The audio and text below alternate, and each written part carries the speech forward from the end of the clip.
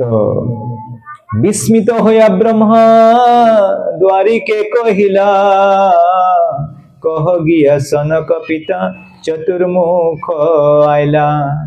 তো ব্রহ্মা অবশ্যই আশ্চর্য হয়েছে আর কইছে, ঠিক আছে তুমি এটা কবা যে চতুষ্কুমারের দেউতা চতুর্মুখী ব্রহ্মা আহিছে।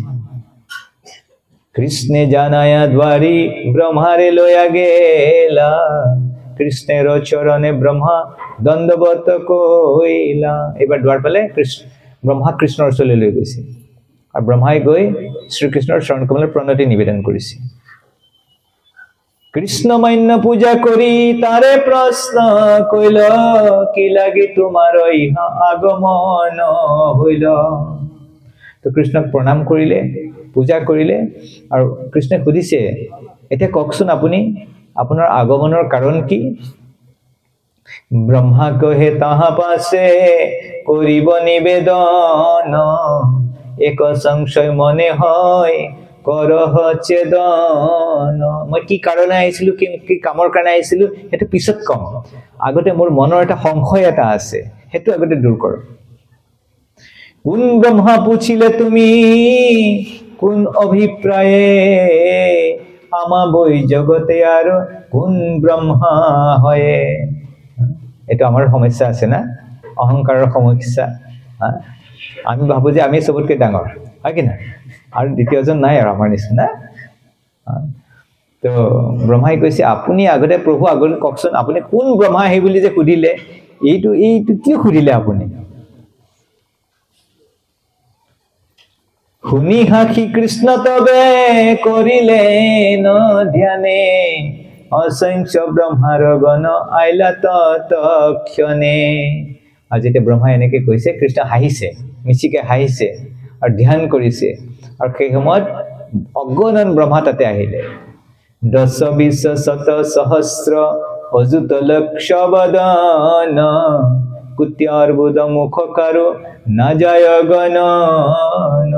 আমার ব্রহ্মার যেটো ব্রহ্মাণ্ডত আমি থাকো, এই ব্ৰহ্মাণ্ডৰ ব্ৰহ্মাৰ মাথা হৈছে 4টা, কিন্তু তাতে যিমান বিলাক ব্ৰহ্মা আহিছিলে, কাৰোবাৰ 10টা, কাৰোবাৰ 20টা, কাৰোবাৰ 100টা, কাৰোবাৰ 1000টা, কাৰোবাৰ 1 লাখ, কাৰোবাৰ 1 কোটি। ব্ৰহ্মাই চাই আছে এনেকে।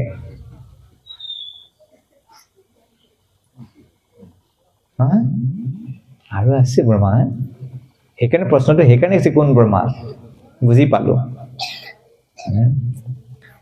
ৰুদ্ৰগণ আইলা লক্ষ কোটি বদন, ইন্দ্ৰগণ আইলা লক্ষ কোটি নয়ন। আৰ ৰুদ্ৰ বিলাকো আহিছে, তেওঁলোকো তেনেকুৱা লক্ষ লক্ষ বদন। ইন্দ্র আহিছে তেনেকে লক্ষ লক্ষ চকু। দেখি চতুর্মুখ ব্রহ্মা ফাপর হইলা, হস্তিগণ মধ্য যেনে মস্তক রহিলা। যদি বহুত হাতীৰ মাজত থিয় হৈ থাকিবলৈ কেনেকুৱা অৱস্থা, এনেকুৱা অৱস্থা হৈছে, কপি আছে এতিয়া। আসি সব ব্ৰহ্মা কৃষ্ণ পাদপীঠয়া গে, দণ্ডবত কৰিতে মুকুত পাদপীঠ লাগে। সব ব্ৰহ্মা বিলাক আহিছে, কৃষ্ণক প্ৰণাম কৰি আছে আৰু মুকুট বিলাকে কৰিছে ইটো সিটোৰ লগত খুন্দা খুন্দি লাগিছে মুকুট বিলাকে। কৃষ্ণের অচিন্ত শক্তি লিখিতে কেহ নারে, যত ব্রহ্মা তত মূর্তি একয় শরীরে। আর কৃষ্ণৰ যে অচিন্ত শক্তি কোনে লিখিব পাৰিব।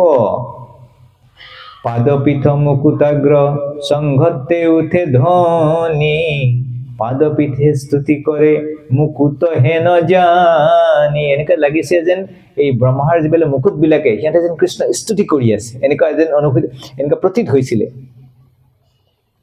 জোড়ো হাতে ব্ৰহ্মা ৰুদ্ৰাদি কৰে স্তবন, বড় কৃপা কৰিলা প্ৰভু দেখাইলা চৰণ। তো এই ব্ৰহ্মা ৰুদ্ৰ বিলাকে প্ৰাৰ্থনা কৰি কেনে যে প্ৰভু বহুত কৃপা কৰিলে, যে আপুনি কৃপা কৰি কেনে আজি আপোনাৰ চৰণ কমলৰ আমাক দৰ্শন কৰালে। ভাগ্য মোৰে বুলাইলা দাসয়ঙ্গী কৰি, কোন আজ্ঞা হয় তাহা কৰি হিৰে ধৰি। ধন্য মোৰ জীৱন আমাৰ জীৱনটো ধন্য হৈ গ'ল যে আপুনি আমাক আপোনাৰ ডাক বুলি স্বীকাৰ কৰিছে আৰু এতিয়া আমাৰ কাৰণে কি আজ্ঞা আছে আপুনি কওক কৃষ্ণ কহে তোমা সবা দেখিতে চিত্ত হইল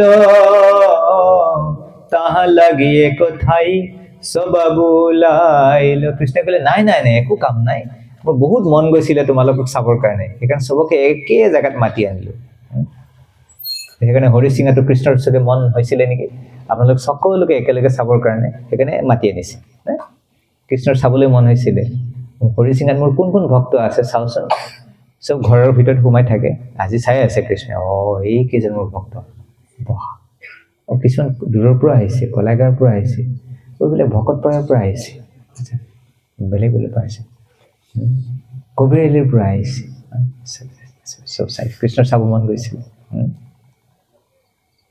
সুখী হও সবে কিছু নাহি দৈত্য ভয় তারা কহে তোমার প্রসাদে সর্বত্র জয় কৃষ্ণকে ভয় কৰিব নালাগে তোমালোক সকলোৱে কি হোৱা সুখী হৈ থাকা আৰু এনেকে ভগৱানৰ দৰ্শন কৰিলে তাৰপিছত কৃষ্ণ সকলোকে কি কৰিলে বিদায় দিলে একত্র মিলনে কেহু কাহু না দেখিল তবে কৃষ্ণ সর্ব ব্রহ্মা গণে বিদায় দিলা এনেকে এই কৃষ্ণৰ যি ঐশ্বৰ্য অবিচ্ছিন্ন মহাশক্তি কথা এনেকে উল্লেখ কৰা আছে আৰু কৃষ্ণৰ ভগৱান শ্ৰীকৃষ্ণৰ এটা যি অৱতাৰ আছে তাৰ এটা অৱতাৰ আছে মোহিনী মূৰ্তি যে মাতাজী হয় কৃষ্ণৰ বেলেগ মাতাজী অৱতাৰ নাই এটাই আছিলে আচ্ছা মোহিনী দেৱীৰ কোনো মন্দিৰ দেখা নাথাকে না থাকে থাকিলে তো একদম কুৰুক্ষেত্ৰ হৈ যাব হয় কি না তো মোহিনী দেৱীৰ মূৰ্তি বাকীবিলাক আছে তো শিৱটো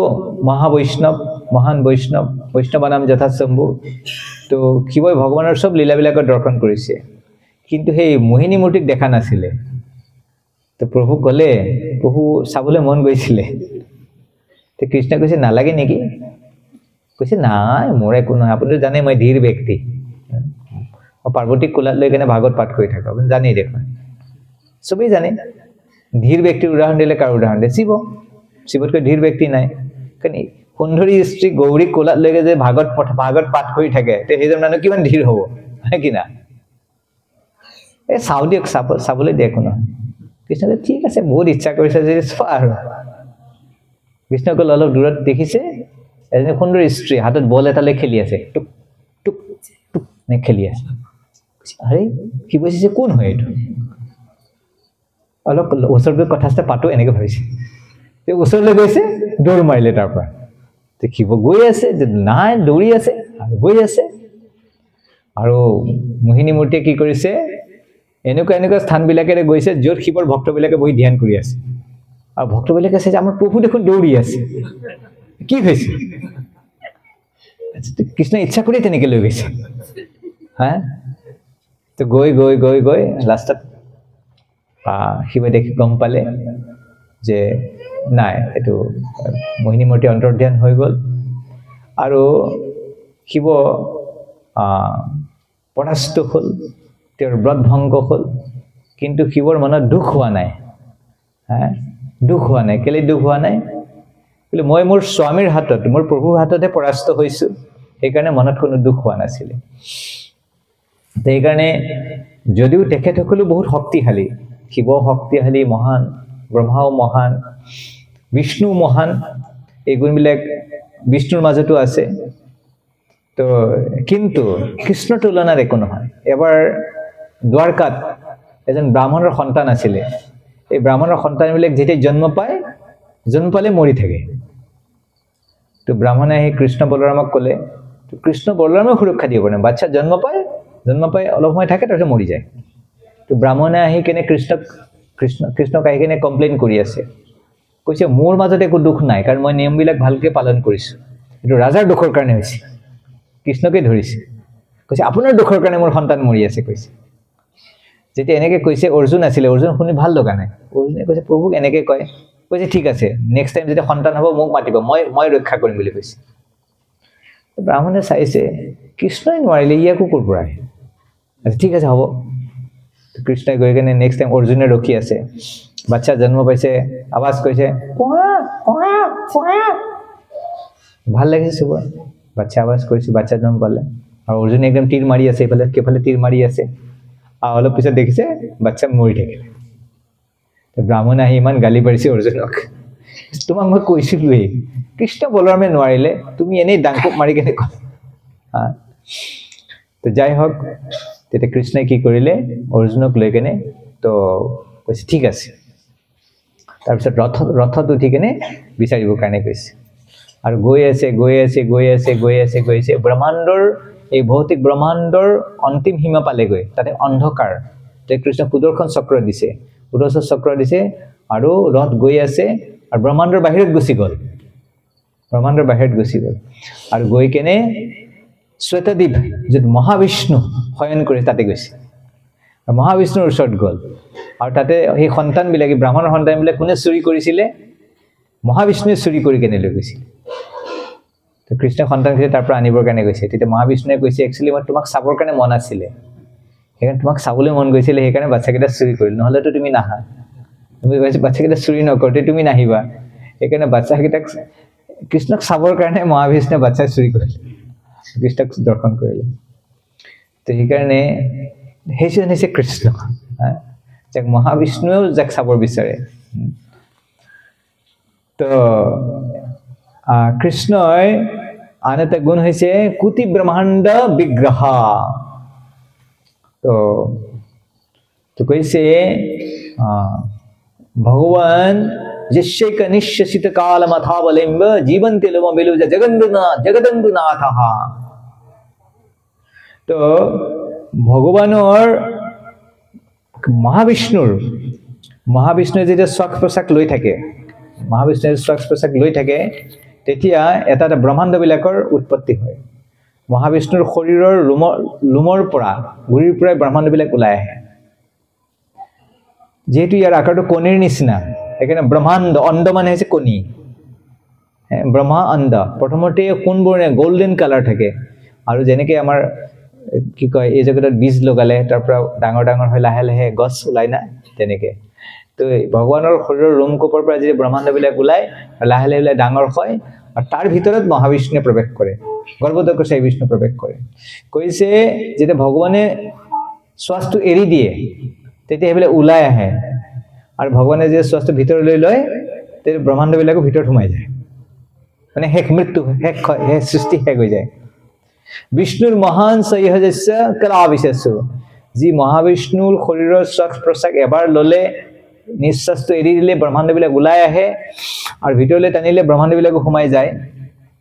আৰু সেই মহাবিষ্ণু হৈছে শ্ৰীকৃষ্ণৰ অংশ বিস্তাৰ, কলা বুলি কৈছে। সেইকাৰণে গোবিন্দম আদি পুৰুষম তমহং ভজামি, যাৰো এক নিশ্বাসেৰ আধাৰ কৰিয়া ব্ৰহ্মাণ্ডেৰ নাম ব্ৰহ্মা থাকেন বাসিয়া। মহাবিষ্ণু যাৰো এক কলা বিশেষ, তাহা জানে গোবিন্দেৰ ভজুহু নিশেষ। তো তেনেকে এই যে ভগৱানৰ যে কোটি ব্ৰহ্মাণ্ড বিগ্ৰহ, এই কথা ইয়াতে উল্লেখ কৰা হৈছে। আৰু এইটো 58 নম্বৰ কোৱা, এইবিলাক হৈছে মহাবিষ্ণুৰ কোৱালিটি। আৰু এই 58 যিটো কোৱালিটি, সেইটো হৈছে অৱতাৰলি বীজম। যিমানবিলাক বেলেগ বেলেগ অৱতাৰ আছে, ভগৱানৰ কিমান কি কি অৱতাৰ আছে, ভগৱানে কি কি অৱতাৰ গ্ৰহণ কৰে।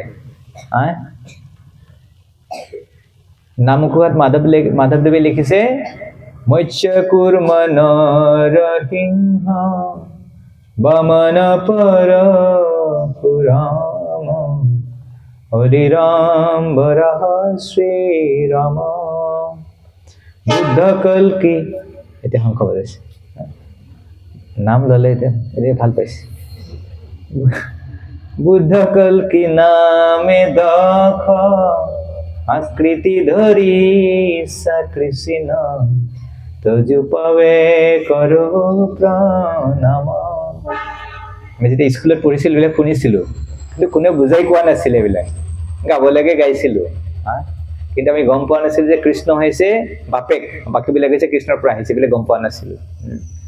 তো অৱতাৰলি বীজম, তো কৃষ্ণৰ যিমানবিলাক অৱতাৰ, সেই বিষয়ে কৈছে যে ভগৱান কৃষ্ণৰ যি অৱতাৰ, তাৰ কাৰণে বেলেগ বেলেগ ভাগ আছে। এটা বিশেষভাৱে 6টা ভাগত এইবিলাক ভাগ কৰা হৈছে কৃষ্ণৰ যিবিলাক অৱতাৰ তো কৃষ্ণৰ যিমানবিলাক অৱতাৰ এটা হৈছে পুৰুষ অৱতাৰ কি অৱতাৰ পুৰুষ অৱতাৰ পুৰুষ অৱতাৰ মানে হৈছে ভগৱানে কৃষ্ণৰ পৰা বলৰাম তাৰপিছত চতুৰ্বিহু তাৰপৰা কানন্দকাশাই বিষ্ণু গৰ্ভদকাশাই বিষ্ণু ক্ষীৰোদকাশাই বিষ্ণু এটা পুৰুষ অৱতাৰ আৰু ভগৱানৰ আৰু এটা অৱতাৰ আছে এটা হৈছে গুণ অৱতাৰ মানে কি কি ব্ৰহ্মা বিষ্ণু মহেশ্বৰ তো তিনটা গুণৰ স্বাচিতা কৰিবৰ কাৰণে তো আৰু তাৰ পিছত কি অৱতাৰ আছে লীলা অৱতাৰ এইটো যে আমি যে গালো মৎস্য কুৰ্মা নাৰায়ণ বামন এইবিলাক হৈছে ভগৱানৰ কি অৱতাৰ লীলা অৱতাৰ এইবিলাক আৰু এটা অৱতাৰ আছে ভগৱানৰ মন্বন্তৰ অৱতাৰ মনু মানে ব্ৰহ্মাৰ এদিনত 14জন মনু আহে আৰু এতিয়া কি মনুৰ সময় চলি আছে ভৱিষ্যত মনু তো এইবিলাক হৈছে ভগৱানৰ অৱতাৰ আৰু এটা হৈছে যুগ অৱতাৰ মানে প্ৰতিটো যুগত এটা বিশেষ অৱতাৰ এটা হয় সত্য যুগত আছিলে হংস অৱতাৰ ত্ৰেতা যুগত আছিলে ৰাম অৱতাৰ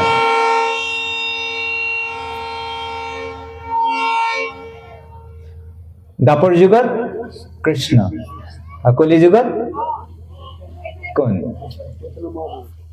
চৈতন্য মহাপ্ৰভু কলি যুগত কোন চৈতন্য মহাপ্ৰভু কৃষ্ণ বৰ্ণম পিসা কৃষ্ণম শঙ্গুপাঙ্গাস্ত পাৰ্ষদম যজ্ঞ সংকীৰ্তন প্ৰায় যজন্তি হি সুমেধসহ শ্ৰীমদ ভাগৱত মানে 11 ক্যান্টত একথা উল্লেখ কৰিছে কলি যুগৰ যি অৱতাৰ কৃষ্ণৰ যি অৱতাৰ এটো কৈ চন্ন অৱতাৰ কভাৰ ইনকাৰ্নেশন প্ৰহ্লাদ মহাৰাজে কৈছে যে ভগৱানৰ বেলেগ বেলেগ অৱতাৰ বিলাক আছে কিন্তু কলি যুগৰ যি অৱতাৰ এটো হৈছে কভাৰ ইনকাৰ্নেশন ইত্থম নেত্রদিক ঋষিদেব যস্বাবতারে লোকান বিভাবশ্যতি পশ্যসি হংসি জগৎ প্রতিপান ধর্মং মহাপুরুষপাসে যুগান বৃত্তম চন্নঃ কলৌ যত অভবস ত্রিযুগু অথ স্বতম চন্ন কলৌ কলি যুগত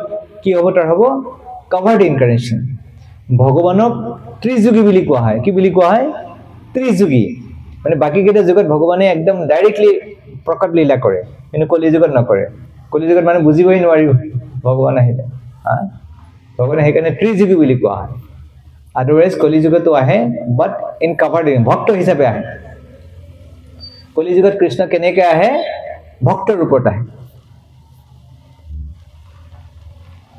अहं एव कचित् ब्राह्मण सन्न्यास आश्रमम् आश्रितः कलौ पाप हतन्नारन् भक्ति युग बिजानिया तो कलि যুগৰ মানুহক ভক্তি যুগ শিকাবৰ কাৰণে ভগৱানে কেতিয়াবা কেতিয়াবা সন্ন্যাস আশ্ৰম গ্ৰহণ কৰে কৰি কেনে কলি যুগত ভগৱানে সন্ন্যাসী হৈ কেনে আহে আৰু সেইজন হৈছে চৈতন্য মহাপ্ৰভু कलौ पाप हतान नराद भक्ति युग विधानतः তেনেকে যুগ অৱতাৰ 4টা যুগ অৱতাৰ 4জন অৱতাৰ আৰু তাৰ উপৰি আৰু এটা অৱতাৰ আছে শক্তি আবেশ অৱতাৰ কি অৱতাৰ শক্তি আবেশ তো শক্তি মানে হৈছে কোনোবা জীৱক শক্তি প্ৰদান কৰে আৰু এইবিলাকৰ ভিতৰত কৈছে শক্তি আবেশ অৱতাৰ ভিতৰত আছে জিসাস খ্ৰাইষ্ট হযৰত মুহাম্মদ এলে শক্তি আবেশ অৱতাৰ তে প্ৰভুৱে কৈছে These two powerful devotees of Lord Krishna has done tremendous service on behalf of the Supreme Lord. Bhagwanar hoi, ei Bhagwanar ei duijon mahan bhaktoi bahut seva korise nei koise. Silpabute lekise. Aru eta swasevana shakti Bhagwanar sewa koribor karone ananta shesh bhudharana shakti ei karone shesh nag srishti rasana shakti Brahma palana shakti Prithu Maharaj ज्ञान शक्ति चतुष्कुमार भक्ति शक्ति नारद मुनि श्रील प्रभुपाद और এনেকে এই ভগৱানৰ এই অৱতাৰ বিলাকৰ কথা উল্লেখ কৰা আছে আৰু শ্ৰীল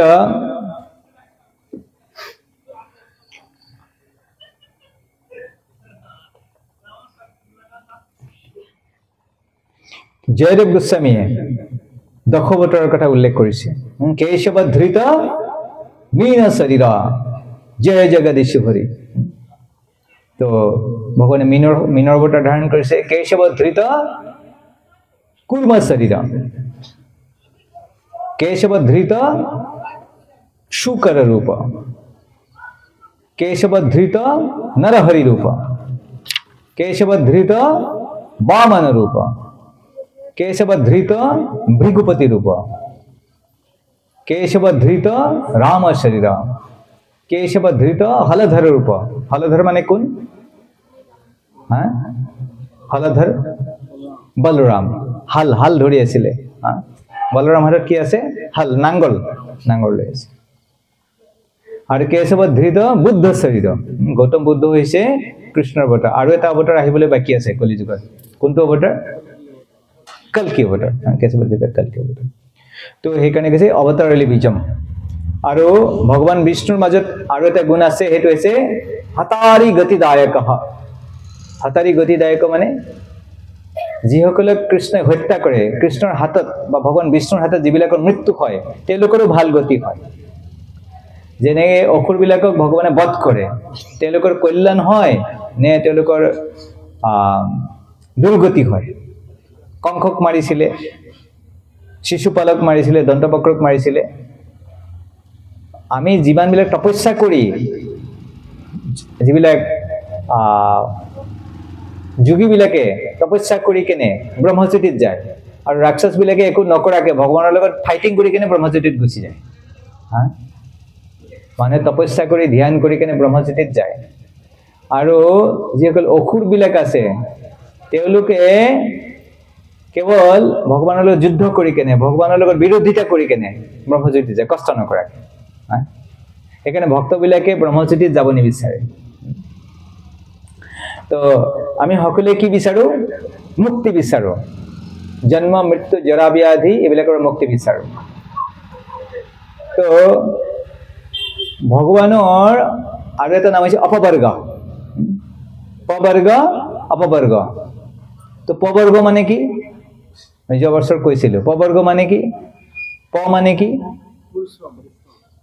পৰিশ্ৰম এই জগতৰ নিয়ম কি এই জগতত থাকিলে কি কৰিব লাগিব বহুত শ্ৰম কৰিব লাগিব আৰু প শব্দৰ আৰু এটা অৰ্থ আছে পৰাভৱ পৰাভৱ মানে পৰাস্ত হোৱা ডিফিটেড তো এই সংসাৰত জন্ম মৃত্যু জৰা ব্যাধি এই যে আমাৰ সমস্যা কেইটা তো আমি বহুত চেষ্টা কৰিছো এইবিলাকৰ বিজয় প্ৰাপ্ত হ'বৰ কাৰণে আমাৰ সাইন্টিফিক এডভান্সমেন্ট কৰিছে কিন্তু আমি যিমান প্ৰয়াস কৰিছো কিন্তু আমি কেতিয়া সফল হোৱা নাই আজিলৈ কোনবা মানুহ আছে যে তাৰ মৃত্যু হোৱা নাই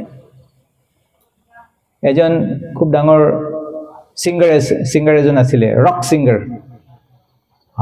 তেওঁৰ নাম আছিলে কি নাম আছিলে মাইকেল জেকসন তেওঁৰ ইচ্ছা আছিলে যে 100-150 বছৰ জীয়াই থাকিবৰ কাৰণে ইচ্ছা আছিলে সেইকাৰণে তো বহুত ডক্টৰ ৰাখিছিলে পইচা পেমেন্ট কৰিছিলে পিছতে 50 বছৰতে মৰি থাকিলে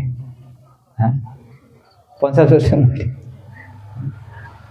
আৰু এজন ব্যক্তি আছিলে কোনবাতে এখন সিৰিয়েল টিভিৰ সিৰিয়েল আছিলে তেওঁৰ বনাইছিলে বাচ্চাবিলাকৰ কাৰণে কাৰ্টুনিষ্ট তেওঁ যেতিয়া মৰিছিলে তেওঁ মৰাৰ আগতে এজন সাইন্টিষ্টক পইচা দিছিলে কৈছে আপুনি এজন সাইন্টিষ্ট আছিলে তেওঁ ৰিচাৰ্চ কৰি আছিলে যে কেনেকৈ মৃত ব্যক্তিক জীয়াই তুলিব পাৰি আৰু তেওঁ পইচা দি গৈছিলে যে আপোনাৰ যেতিয়া ফৰ্মুলাটো আৱিষ্কাৰ হ'ব তেতিয়া মোক আপুনি জীয়াই তুলিব নেকি তো সাইন্টিষ্টে তেওঁৰ পৰা পইচা ললে আৰু লৈ কেনে তেওঁ ডেড বডিটো বৰফৰ মাজত ফ্ৰিজৰ মাজত ভৰাই ডাঙৰ ফ্ৰিজ এটাৰ ভিতৰত ভৰাই থৈ দিলে আৰু তাৰ পিছত তেওঁৰ যিসকল আত্মীয় আছিল আত্মীয়বিলাকে ভাবিলে যে তেওঁ যদি আকৌ জীয়াই উঠে তেতিয়ালে আমাৰ সম্পত্তিবিলাক যে ভাগ বতৰা হ'ব তে আমাৰটো প্ৰবলেম হৈ যাব সেইকাৰণে আকৌ সাইন্টিষ্টৰ ওচৰত গৈ কেনে কৈছে আপুনি যে ৰিচাৰ্চ কৰি আছে বন্ধ কৰি দিয়ক নহলে তেওঁ আকৌ যদি ঘূৰি আহে আমাৰ সমস্যা হৈ যাব একো ৰিচাৰ্চ কৰা নাই ফ্ৰিজৰ ভিতৰত ভৰাই থৈ দিছে ডেড বডিটো কি ৰিচাৰ্চ কৰিব কি নিজে মৰিব সাইন্টিষ্ট কি বেলেগক বচাব কি তাত কৈছে মইতো বন্ধ কৰিম কিন্তু মোক কিবা এটা দিব লাগিব বুলি কৈছে আকৌ আত্মীয় স্বজনৰ পৰা পইচা লৈছে দুবাৰ পইচা পালে এবাৰ সুইচটো অন কৰিলে ফ্ৰিজৰ তেতিয়া পইচা পালে আকৌ সুইচটো অফ কৰিলে ফ্ৰিজটো আকৌ পইচা পালে আৰু ইতিহাসত সবতকৈ এজন ডাঙৰ ভদ্ৰ ব্যক্তি আছিলে বহুত শক্তিশালী আছিলে তেওঁৰ নামটো আছিলে হিৰণ্যকশিপু নাম শুনিছে হিৰণ্যকশিপু মৰিব বিচৰা নাছিল পিছত কি কৰিলে মৰি থাকিলে হিৰণ্যকশিপুৱে কৈছিলে মই আকাশতো মৰিব নালাগে পানীটো মৰিব নালাগে মাটিটো মৰিব নালাগে অস্ত্ৰও মৰিব নালাগে দিনত মৰিব নালাগে ৰাতি মৰিব নালাগে দেৱতাই মাৰিব নোৱাৰে মানুহে মাৰিব নোৱাৰে এনেকৈ সব যিমানবিলাক মৰাৰ কাৰণে যিমানবিলাক সম্ভাৱনা আছে সব বৰদান লৈ লৈছে প্ৰথমতে কৈছে ব্ৰহ্মাক কৈছে মোক অমৰ কৰি দিয়ক ব্ৰহ্মাই কৈছে আৰে মূৰ্খ ময়ে মৰিব লাগিব তোক কেনেকৈ অমৰ কৰিম কৈছে সি ভাবিছে ডাইৰেক্ট ক'লে বস্তুটো পোৱা নাযাব বোলে বুদ্ধি লগাব লাগিব ডাইৰেক্ট ক'লে নিদিব মই গম পাই গ'লো আমাৰ প্ৰভু মানে নিদিয়ে কিন্তু বুদ্ধি লগাই কেনে ল'ব লাগিব তেনেকৈ কৈ কেনে তাৰপিছত ব্ৰহ্মাই কৈছে আজি তথাস্তু হিৰণ্যকশিপুৱে ভাবিলে মই এতিয়া অমৰ হৈ গ'লো আৰু তাৰপিছত সি এদিন দেখিছে তাৰ সন্মুখত এজন ব্যক্তি আহিছে কৈছে এই ব্যক্তিজনক দেখোন 84 লক্ষ জুনিয়ৰ ভিতৰত নপৰে দেখোন এই 84 লক্ষ জুনিয়ৰ কথা যে শুনিছিলোঁ তাতে দেখোন এওঁৰ নামেই নাই দেখোন বোলে ওপৰটো দেখোন সিংহৰ নিচিনা আৰু তলফালে দেখোন মানুহ দেখোন আধা মানুহ আধা সিংহ এইটো কোন হয় বোলে হা তাৰপিছত ভগৱানে কেনেকৈ মাৰিলে সন্ধিয়া সময়ত মাৰিছে সন্ধিয়া সময়ত কেনেকৈ মাৰিছে কৈছিলে নহয় আকাশতো মৰিব লাগে মাটিটো মৰিব নালাগে সেইকাৰণে কোলাত লৈছে এইটো আকাশতো নহয় মাটিটো নহয় আৰু কৈছিলে যে ঘৰৰ বাহিৰতো মৰিব নালাগে ভিতৰতো মৰিব নালাগে সেইকাৰণে দৰ্জাৰ মাজতে লৈছে হা আৰু কৈছিলে অস্ত্ৰও মাৰিব নালাগে সেইকাৰণে এই নখটো অস্ত্ৰও নহয় আৰু জীৱিত অথবা মৃত কোনো বস্তুৰ দ্বাৰা মৃত এইটো কণ্ডিশ্যন লৈছিলে জীৱিত বস্তুৰে নহ'ব মৃত বস্তুৰে নহ'ব আৰু নখটো এনেকুৱা এটা বস্তু জীৱিতও নহয় মৃতও নহয় কিমান তাৰ বুদ্ধি চব ফেইল হৈ গ'ল একদম হিৰণ্যকশিপু যদি হিৰণ্যকশিপুৱে অমৰ হ'ব নোৱাৰিলে আৰু আমি ক'ত আৰু হা সেইকাৰণে মানে হৈছে পৰাভৱ আমাৰ যিমান প্ৰয়াস কৰোঁ আমি সকলোতে আমি বাৰে বাৰে ব্যৰ্থ হওঁ তাৰপিছত আমি নিশিকোঁ अहानि भूतानि गच्छन्ति यमालयं शेषाः स्थापरमिच्छन्ति किम आश्चर्यम अतः परम सेकेंडे मिनिटे চকুৰ সন্মুখত বহুত জমলোকত গুচি গ'ল আমি দেখা পাই আছো যে আমি বিলাকে ভাবি আছো আমি সদায় থাকিম আৰু এটা ঘৰটো আছে আৰু এটা ভাল ঘৰ বনাব লাগিব না এটা আৰু বনাই এনেকৈ প্ল্যানিং কৰি থাকো তেখনে ফা আৰু এই জগতত থাকিলে যেহেতু আমাৰ বহুত আমাৰ আৱশ্যকতাবিলাক আমি বঢ়াই লৈছো আৰু আজিকালি কিছুমান আছে আৰ্টিফিচিয়েল নিডছ বুলি কয় কৃত্ৰিম আৱশ্যকতা সেইবিলাক আমি বঢ়াই লৈছো কৃত্ৰিম আৱশ্যকতা বুলি ক'লে অকণ বুজাত দিগদাৰ হৈছে নাগে আপোনালোক সাধাৰণ গাঁৱত থাকে সেইকাৰণে এইবিলাক বস্তু গম নাপাব ভালেই এইবিলাক ফালৰ তো আৰ্টিফিচিয়েল নিডছ মানে হৈছে ৱাশ্বিং মেচিন কাপোৰ ধুবৰ কাৰণে এটা চাইণ্টিষ্টবিলাকে মেচিন বনাই দিছে সেইটো এটা হৈছে অদৰকাৰী বস্তু আগতে মাতাজীবিলাকে কাপোৰ ধুইছিলে এনেকৈ কাপোৰ ধুইছিলে হেল্প কৰি এক্সাৰচাইজ হৈছিল তো আজিকালি কাপোৰত ভৰাইলে চুইচটো অন কৰিলে দি কেনে 5 মিনিট পিছত কাপোৰ ধোৱা হৈ গ'ল আগতে মছলা হেৰি কৰিবৰ কাৰণে পতাত এনেকৈ কৰিছিলে লোহাৰ পতাত হেৰি কৰিছিলে ঠিক আছে আজিকালি মেচিন আচলতে তো আগতে মানুহে ঢেঁকী দিছিলে ঢেঁকী ব্যৱহাৰ কৰিছিলে আজিকালি ঢেঁকী নাই তো সেইকাৰণে আজিকালি ডক্টৰৰ ওচৰত গৈ কেনে ক'ব লাগে ডক্টৰ ছাৰ এইটো বিষাইছে যেতিয়া মা গৰ্ভৱতী হয় আগতে নেচাৰেল ডেলিভাৰী হৈছিলে আজিকালি হস্পিটেল গৈছে বলাব মেৰে দাও আমাকে মেৰে দাও এইবিলাক হৈছে আমাৰ এইকাৰণে এইবিলাক হৈছে আৰ্টিফিচিয়েল নিডছ যিবিলাক বস্তু দৰকাৰ নাই আমেৰিকাৰ এটা কমিউনিটি এটা আছে আমেৰিকাত আমিছ কমিউনিটি বুলি কয় আমেৰিকাৰ কথা কৈছোঁ মই তাতে এই কমিউনিটিৰ মাতাজীবিলাকৰ 100% মাতাজী ইট ইজ এ খ্ৰীষ্টান কমিউনিটি আৰু তাৰে 100% মাতাজীৰ বাচ্চা জন্ম নেচাৰেল ডেলিভাৰী তেওঁলোকে কোনো হস্পিটেলত যাব নালাগে কিহৰ কাৰণে তেওঁলোকে শ্ৰম কৰে কষ্ট কৰে গ্যাৰান্টেড আমি সৰুতে আমি গাঁৱত দেখিছোঁ কোনো মাতাজীক আমি হস্পিটেলত বাচ্চা ডেলিভাৰ কৰিবলৈ যোৱা দেখা নাই সব গাঁৱতে হয় নেচাৰেল ডেলিভাৰী আৰু এতিয়া আমাৰ আৰ্টিফিচিয়েল নিডছবিলাক ইমান বঢ়াইছোঁ বাচ্চা জন্ম দিব লাগে মানে এতিয়া 70,000 80,000 টকাৰ খেল সিজাৰিং হ'বই লাগিব ব্লাড দিব লাগিব এনেকুৱা অৱস্থা সেইকাৰণে আৰ্টিফিচিয়েল নিডছ আৰু যেতিয়া এই কৃত্ৰিম আৱশ্যকতাবিলাক কয় এইবিলাক বস্তু পাবৰ কাৰণে আমাৰ যে টকা পইচা নাথাকে তেতিয়া বেংকে কয় আমি পইচা দিম নহয় ল পইচাটো পিছত মাৰি থাকিবি লাহে লাহে বেংকৰ ফৰ্মুলা হৈছে we will help you to collect those things with the money you don't have আপোনাৰ যিবিলাক বস্তু আপোনাৰ দৰকাৰী অদৰকাৰী বস্তু সেই বস্তুবিলাক গোটাবৰ কাৰণে আমি সহায় কৰিম এনেকুৱা এটা পইচা দিম যেটো আপোনাৰ পইচা নহয় হেতু হৈছে বেংকৰ কাম বেংকে আপোনাক কয় আপুনি চিন্তা কেলে কৰিছে কি ঘৰ বনাব পইচা আমি দিম ন গাড়ী কিনিব আমি দিম না গোটে জীৱনটো লোন মাৰি থাকক টোপনি নাই তাৰ পিছত ৰাতি টোপনি নাই ইএমআই তো সেইকাৰণে ফেন ওলাই যায় সেইকাৰণে পফ আৰু সেই ধাৰ ঋণ মাৰুনতে মুখেৰে ফেন ওলাই যায় 10 ঘণ্টা 12 ঘণ্টা কাম কৰি থাক পফ ব আৰু যেতিয়া এই জগতত আমি বেছি শ্ৰম কৰিম এই সংখ্যাটো বেছি বঢ়াম তেতিয়া বন্ধনটো কমিব নে বাঢ়িব বন্ধনটো বাঢ়িব হয় কি না আৰু পফ ব ভ আৰু যদি বহুত বস্তু গুটাই ল'ব তেতিয়া ভয়টো কমিব নে বাঢ়িব ভয়টো বাঢ়িব আৰু সবতকৈ ডাঙৰ ভয় কি মৃত্যু আহি আছে মৃত্যু হ'ব আৰু সেই কাৰণে আৰু লাষ্টত ম মানে হৈছে মৃত্যু এই যে পবৰ্গ আৰু কৃষ্ণ হৈছে অপবৰ্গ আৰু যেতিয়া যি কৃষ্ণই আমাক এই পবৰ্গৰ পৰা মুক্তি দিব পাৰে সেই কাৰণে মুক্তিৰ আন এটা শব্দ হৈছে অপবৰ্গ অপবৰ্গ বুলি কোৱা হয় তো এইকাৰণে কৃষ্ণ হৈছে হতাৰি গতিদায়ক হয় যদি আমি সঁচাকৈয়ে ইয়াৰ পৰা মুক্ত হ'ব বিচাৰো তেনেহলে আমি কৃষ্ণৰ শৰণাগত হ'ব লাগিব কৃষ্ণৰ ওচৰত শক্তি আছে আৰু যেটো 60 নম্বৰ কোৱালিটি কৃষ্ণৰ হৈছে আত্মাৰাম গণাকৰ্ষি আত্মাৰাম মানে কি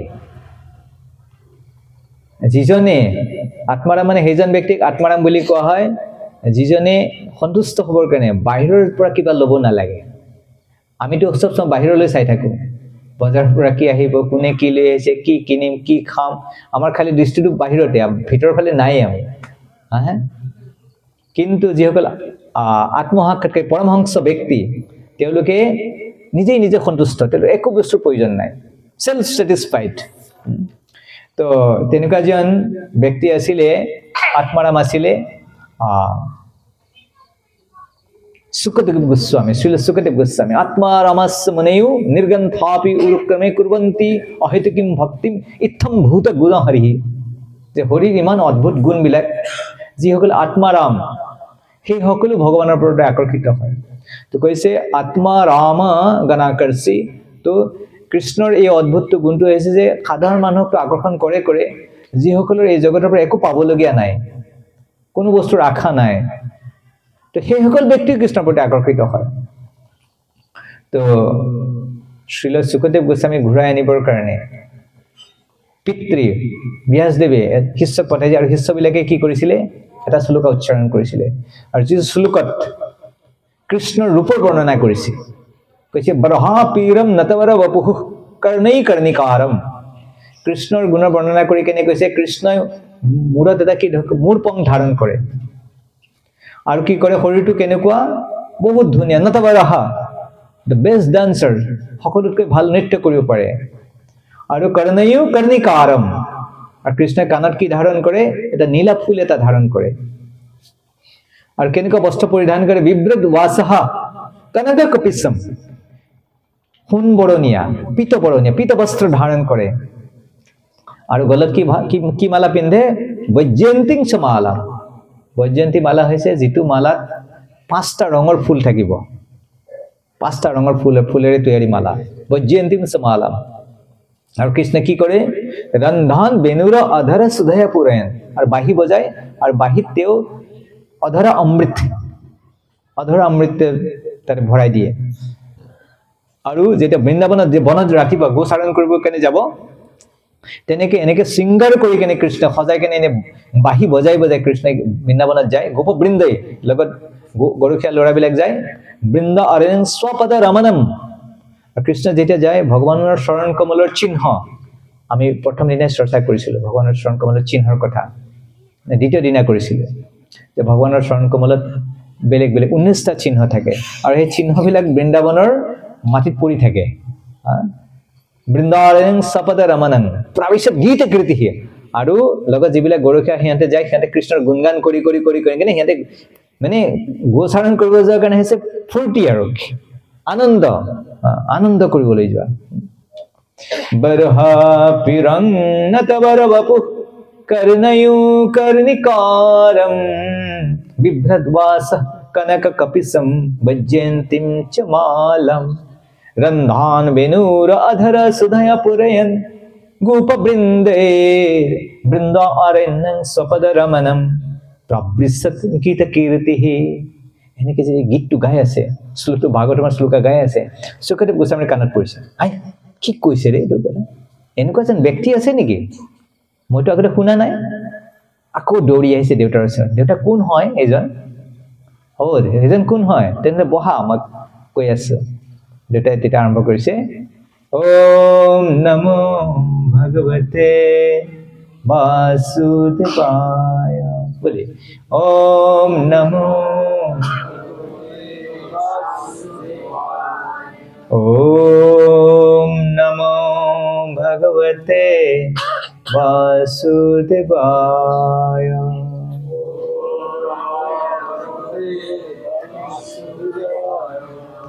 ओम नमो भगवते वासुदेवाय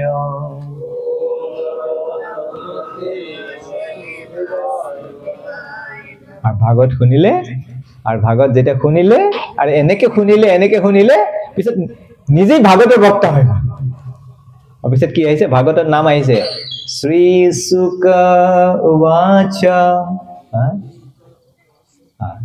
সুখদেৱ গোস্বামীৰ নাম আহিছে দিস ইজ ভাগৱতম তো সেইকাৰণে কৈছে আত্মা ৰামা গণকৰ্ষি এইটো 60 নম্বৰ তো ইমানলৈকে এই যে কোৱালিটি কেইটা একটা বিষ্ণুৰ মাজত পোৱা যায় কিন্তু আৰু চাৰিটা গুণ আছে এইটা বিষ্ণুৰ মাজত নাই শিৱৰ মাজত নাই ব্ৰহ্মাৰ মাজত নাই কোনো জীৱৰ মাজত নাই কি হে চাৰিটা কোৱালিটি যাৰ কাৰণে হৈছে কৃষ্ণ পৰমেশ্বৰ ভগৱান the supreme personality of godhead এটো কৃষ্ণক এনেই নিজে বনাই লোৱা ভগৱান নহয় বহুতে ভাবিব পাৰে বাহিৰৰ মানুহবিলাকে ইহঁতে কৃষ্ণ ভক্ত তো ইহঁতে মানে কৃষ্ণক সজাই লৈছে না আমি সজোৱা নাই বুলি শাস্ত্ৰত বৰ্ণনা কৰা আছে মহাপুৰুষবিলাকে কৈছে আচাৰ্যবিলাকে কৈছে তো ভক্ত ভগৱানৰ যি এক্সট্ৰা কোৱালিটি কেইটা এইকেইটা যাৰ যিটো কাৰো মাজত নাই এটা হৈছে লীলা মাধুৰী কি লীলা মাধুৰীম আৰু এটা গুণ হৈছে ভক্ত মাধুৰী কি মাধুৰী আৰু এটা হৈছে বেণু মাধুৰী বেণু মাধুৰী আৰু এটা হৈছে লাষ্টত रूप माधुरी চাৰিটা এইটো কাৰো মাজত নাই এই কাৰণে কৃষ্ণ ভগৱান যে এইটো কাৰণে তো কৃষ্ণৰ 64 কোৱালিটিজ এটো 100% তো যেটো লীলা মাধুৰীৰ কাৰণে কৈছে যে ভগৱানে তো বহুত লীলা কৰে এটা আমি সকলোৱে জানো কিন্তু ভগৱানৰ যিমান বেলেগ লীলা আছে তাৰ কোনটো লীলা আমাৰ সবতকৈ বেছি ভাল লাগে হাসাকে কব দে মিছাকে নকব হাসাকে কোনটো লীলা ভাল লাগে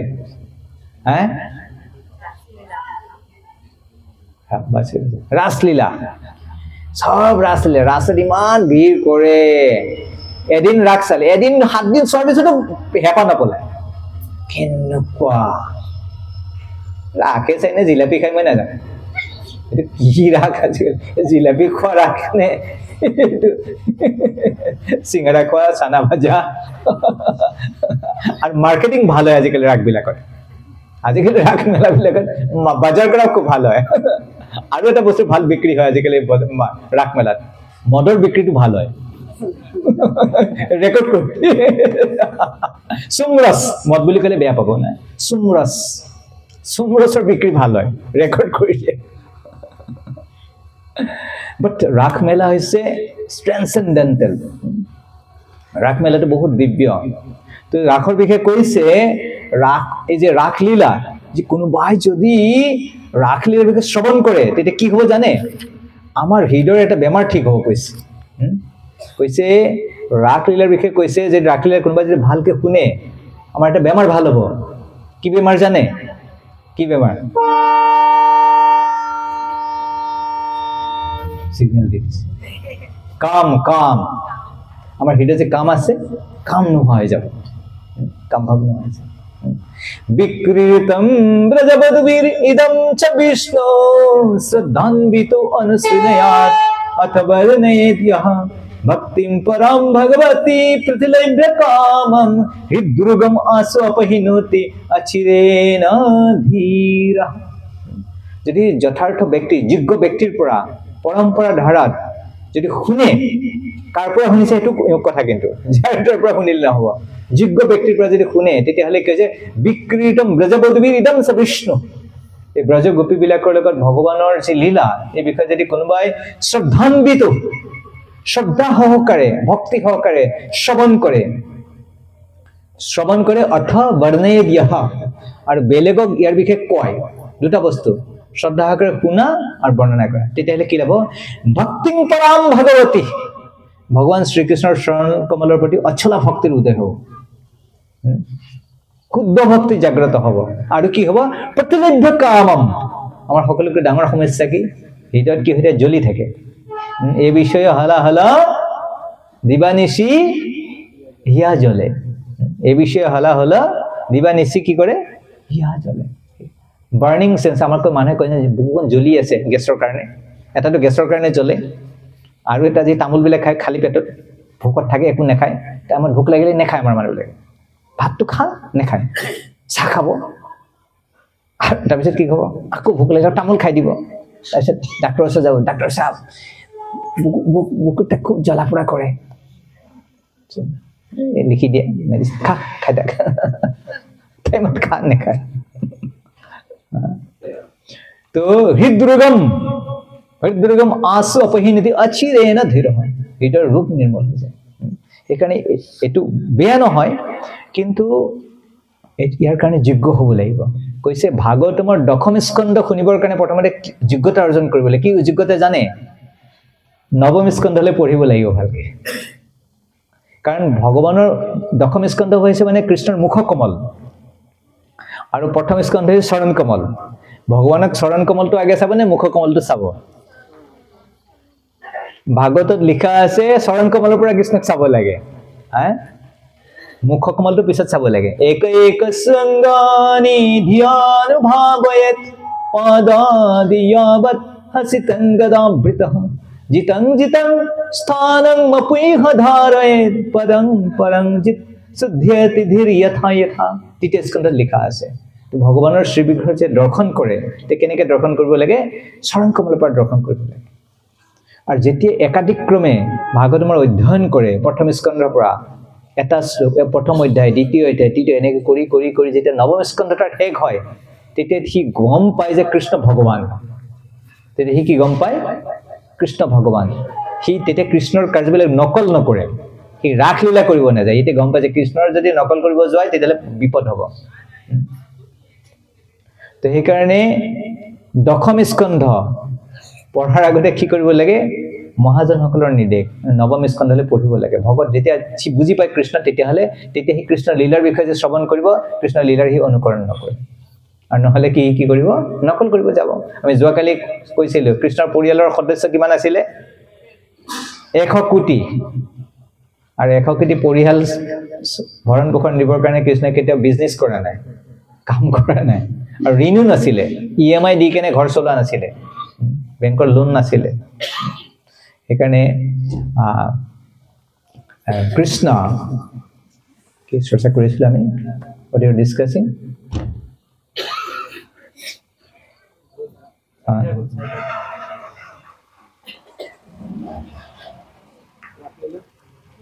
ৰাসলীলা চৰ্চা কৰি আছে।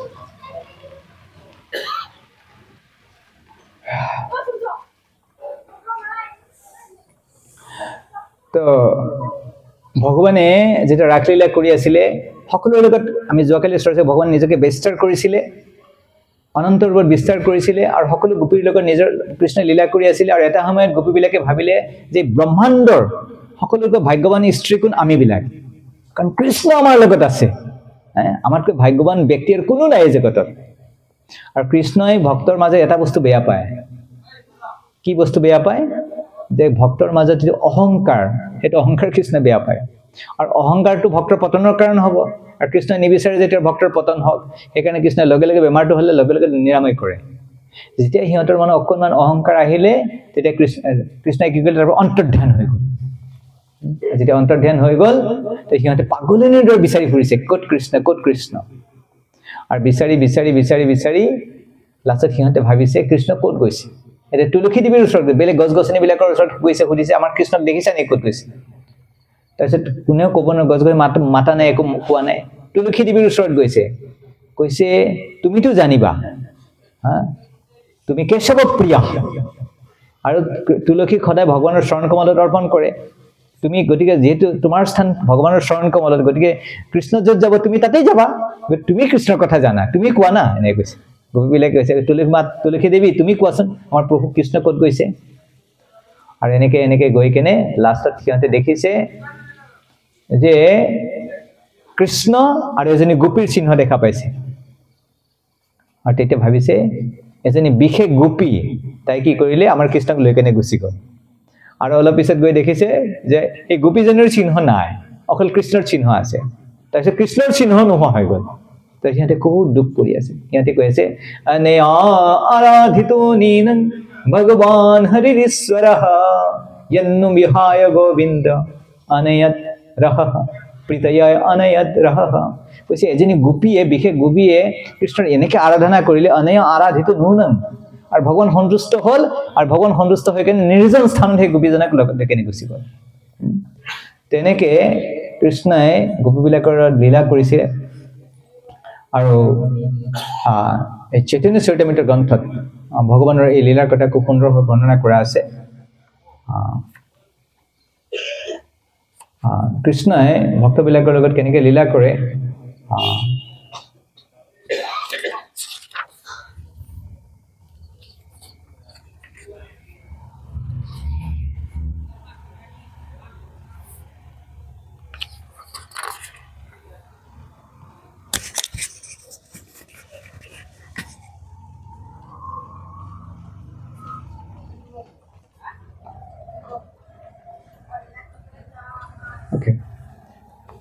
তো আর ভগবান শ্রীকৃষ্ণর আর দ্বিতীয় গুণটো হয়েছে ভক্ত মাধুরী ভগবানে কি করে ভগবান কেতিয়া অকলে না থাকে কৃষ্ণ কেতিয়াও না থাকে অকলে না থাকে কৃষ্ণৰ লগত কোন থাকিব ভক্ত থাকিব নহলে গোমাতাবিলাক থাকিব ভগৱানৰ গোপসখাবিলাক থাকিব নহলে গোপী থাকিব নহলে নন্দ মহাৰাজ নহলে যশোদা মাতা তো সেইকাৰণে ভগৱানৰ এইটো গুণ হৈছে ভক্ত মাধুৰী কৃষ্ণ সদায় ভক্তবিলাকৰ দ্বাৰা পৰিবেষ্টিত হৈ থাকে তো ইয়াতে উল্লেখ কৰিছে চৈতন্য চৰিতামৃতত কৈছে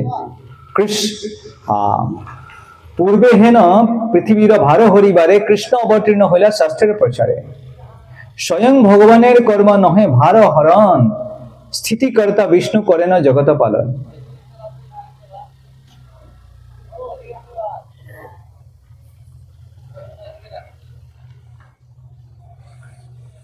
अनुसंग कर्म ए असुर मारण जे লাগি অবতার কহি সে মূল কারণ প্রেম রস নির্যাস করিতে আস্বাদন রাগমার্গ ভক্তি লোকে করিতে প্রসারণ তো কৃষ্ণ যেতিয়া এই সংসাৰত আহে যে বহুতে কয় যে অসুৰ সংহাৰ কৰিবৰ কাৰণে আহে কিন্তু কৈছে হেতু হৈছে গৌণ মুখ্য কাৰণ হৈছে যে কৃষ্ণই প্ৰেম ৰস আস্বাদন কৰিব বিচাৰে আৰু ৰাগমাৰ্গৰ ভক্তিৰ প্ৰচাৰ কৰিব বিচাৰে রসিক শেখর কৃষ্ণ পরম করুণ এই দুই হেতু হইতে ইচ্ছার উদ্গম ঐশ্বর্য জ্ঞানতে সব জগত মিশ্রিত ঐশ্বর্য শিথিল প্রেমে নাহি মোর প্রীত তো জেনারেলি এই জগতৰ আমাৰ ঐশ্বৰ্যৰ প্ৰতি অকমান হলে আকৰ্ষণ থাকে আৰু যি ঐশ্বৰ্য মিশ্ৰিত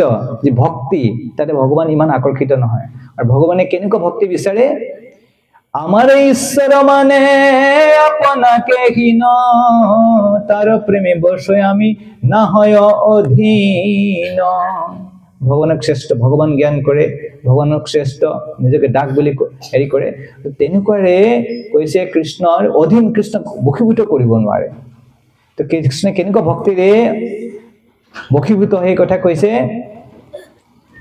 আমাকে তো যে ভক্ত ভজে যেইভাবে, তারে সে ভাবে ভজি এমুর স্বভাবে। যেই যথামাং প্রপদ্যন্তে তাং তথৈব ভজাম্যহম, মম বর্তমান বর্তন্তে মনুষ্য পার্থ সর্বশঃ। এই যথামাং প্রপদ্যন্তে তাং তথৈব ভজাম্যহম। যোনে যেনেকে ভজনা কৰে কৃষ্ণ সেই হিচাপে সেই ভক্তলোক আদান প্ৰদান কৰে। যোনে যি বিচাৰে, কোনোবাই যদি সখা ভাৱত বিচাৰে তেলে ভগৱানে সেই হিচাপত আদান প্ৰদান কৰে। কোনোবাই যদি কৃষ্ণ সন্তান হিচাপে পাব বিচাৰে তো কৃষ্ণ সেই হিচাপে আদান প্ৰদান কৰে। আৰু কোনোবাই যদি প্ৰভু হিচাপে ভাবে সেই প্ৰভু হিচাপে আদান প্ৰদান কৰে।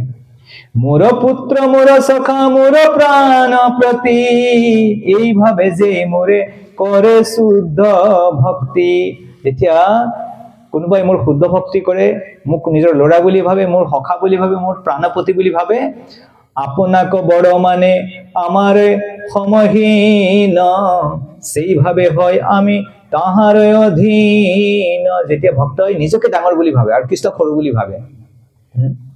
মা যশোদাই কেতিয়া কৃষ্ণক ভগৱান বুলি নাভাবে, ভাবে যে কৃষ্ণক যদি মই নোখোৱাও কৃষ্ণ শুকাই খিনাই দুৰ্বল হৈ যাব। আৰু কৃষ্ণৰ সখাবিলাকে ভাবে কৃষ্ণ কি আৰু আমাৰ বন্ধুৱে হয়, কৃষ্ণ ভগৱান নহয় নহয়। আপোনাক বড় মানে আমাৰে সমহীন, সেইভাবে হয় আমি তাহাৰ অধীন। তো ভগৱান কৃষ্ণ তেওঁলোকৰ অধীন হৈ পৰে।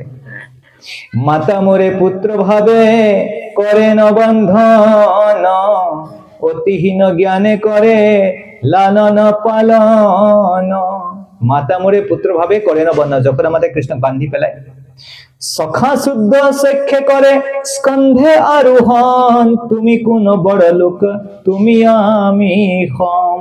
তো গোপ সখাবিলাক কৃষ্ণৰ কান্ধত উঠি কেনে কয় তুমি আৰু কিনো ডাঙৰ মানুহ ৰে, তুমি আৰু আমি সমান হয় বুলি কয়।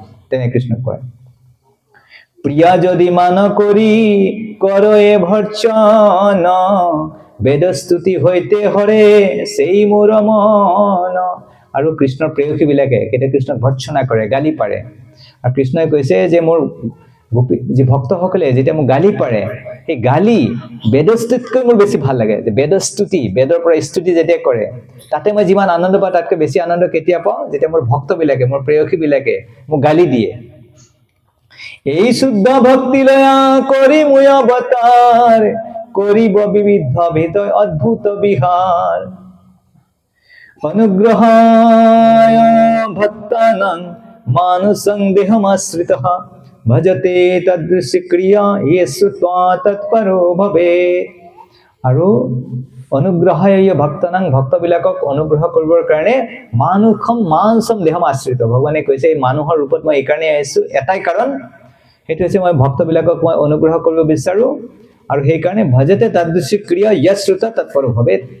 আৰু সেইকাৰণে মই এই জগতত আহি বেলেগ বেলেগ এতে লীলা কৰো, এনেকে কৃষ্ণই কৈছে। এই মত ভক্ত ভাব কৰি অংগীকাৰ, আপনি আসৰি ভক্তি কৰিল প্ৰচাৰ।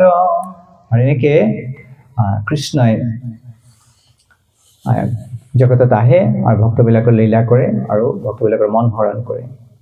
আৰু কৃষ্ণ বুলি যেতিয়া কোৱা হয় তেতিয়া অকল কৃষ্ণ নহয়, কৃষ্ণ বুলি ক'লে কৃষ্ণৰ নাম, কৃষ্ণৰ ৰূপ, কৃষ্ণৰ লীলা, কৃষ্ণৰ ধাম, কৃষ্ণৰ পাৰিষদ বৰ্গ, গো মাতা, এই সকলোবিলাক কৃষ্ণৰ ভিতৰত পৰে। তো এইবিলাক হৈছে কৃষ্ণ ভক্ত, আৰু এই সকলোবিলাকৰ দ্বাৰা কৃষ্ণ আবৃত হৈ থাকে। আৰু যিটো কৃষ্ণৰ সকলোতকৈ যিটো গুণ, যিটো গুণৰ কথা আমি যোৱাকালি চৰ্চা কৰিছিলোঁ, আনকি বাহিৰৰ জগতৰ যিবিলাক ভৌতিকবাদী মানুহ তেখেতসকলো ভগৱানৰ এই গুণটোৰ প্ৰতি আকৰ্ষিত। সেইটো কি আছিলে? বেণু মাধুৰী, কৃষ্ণৰ বেণু মাধুৰী এই গুণটো।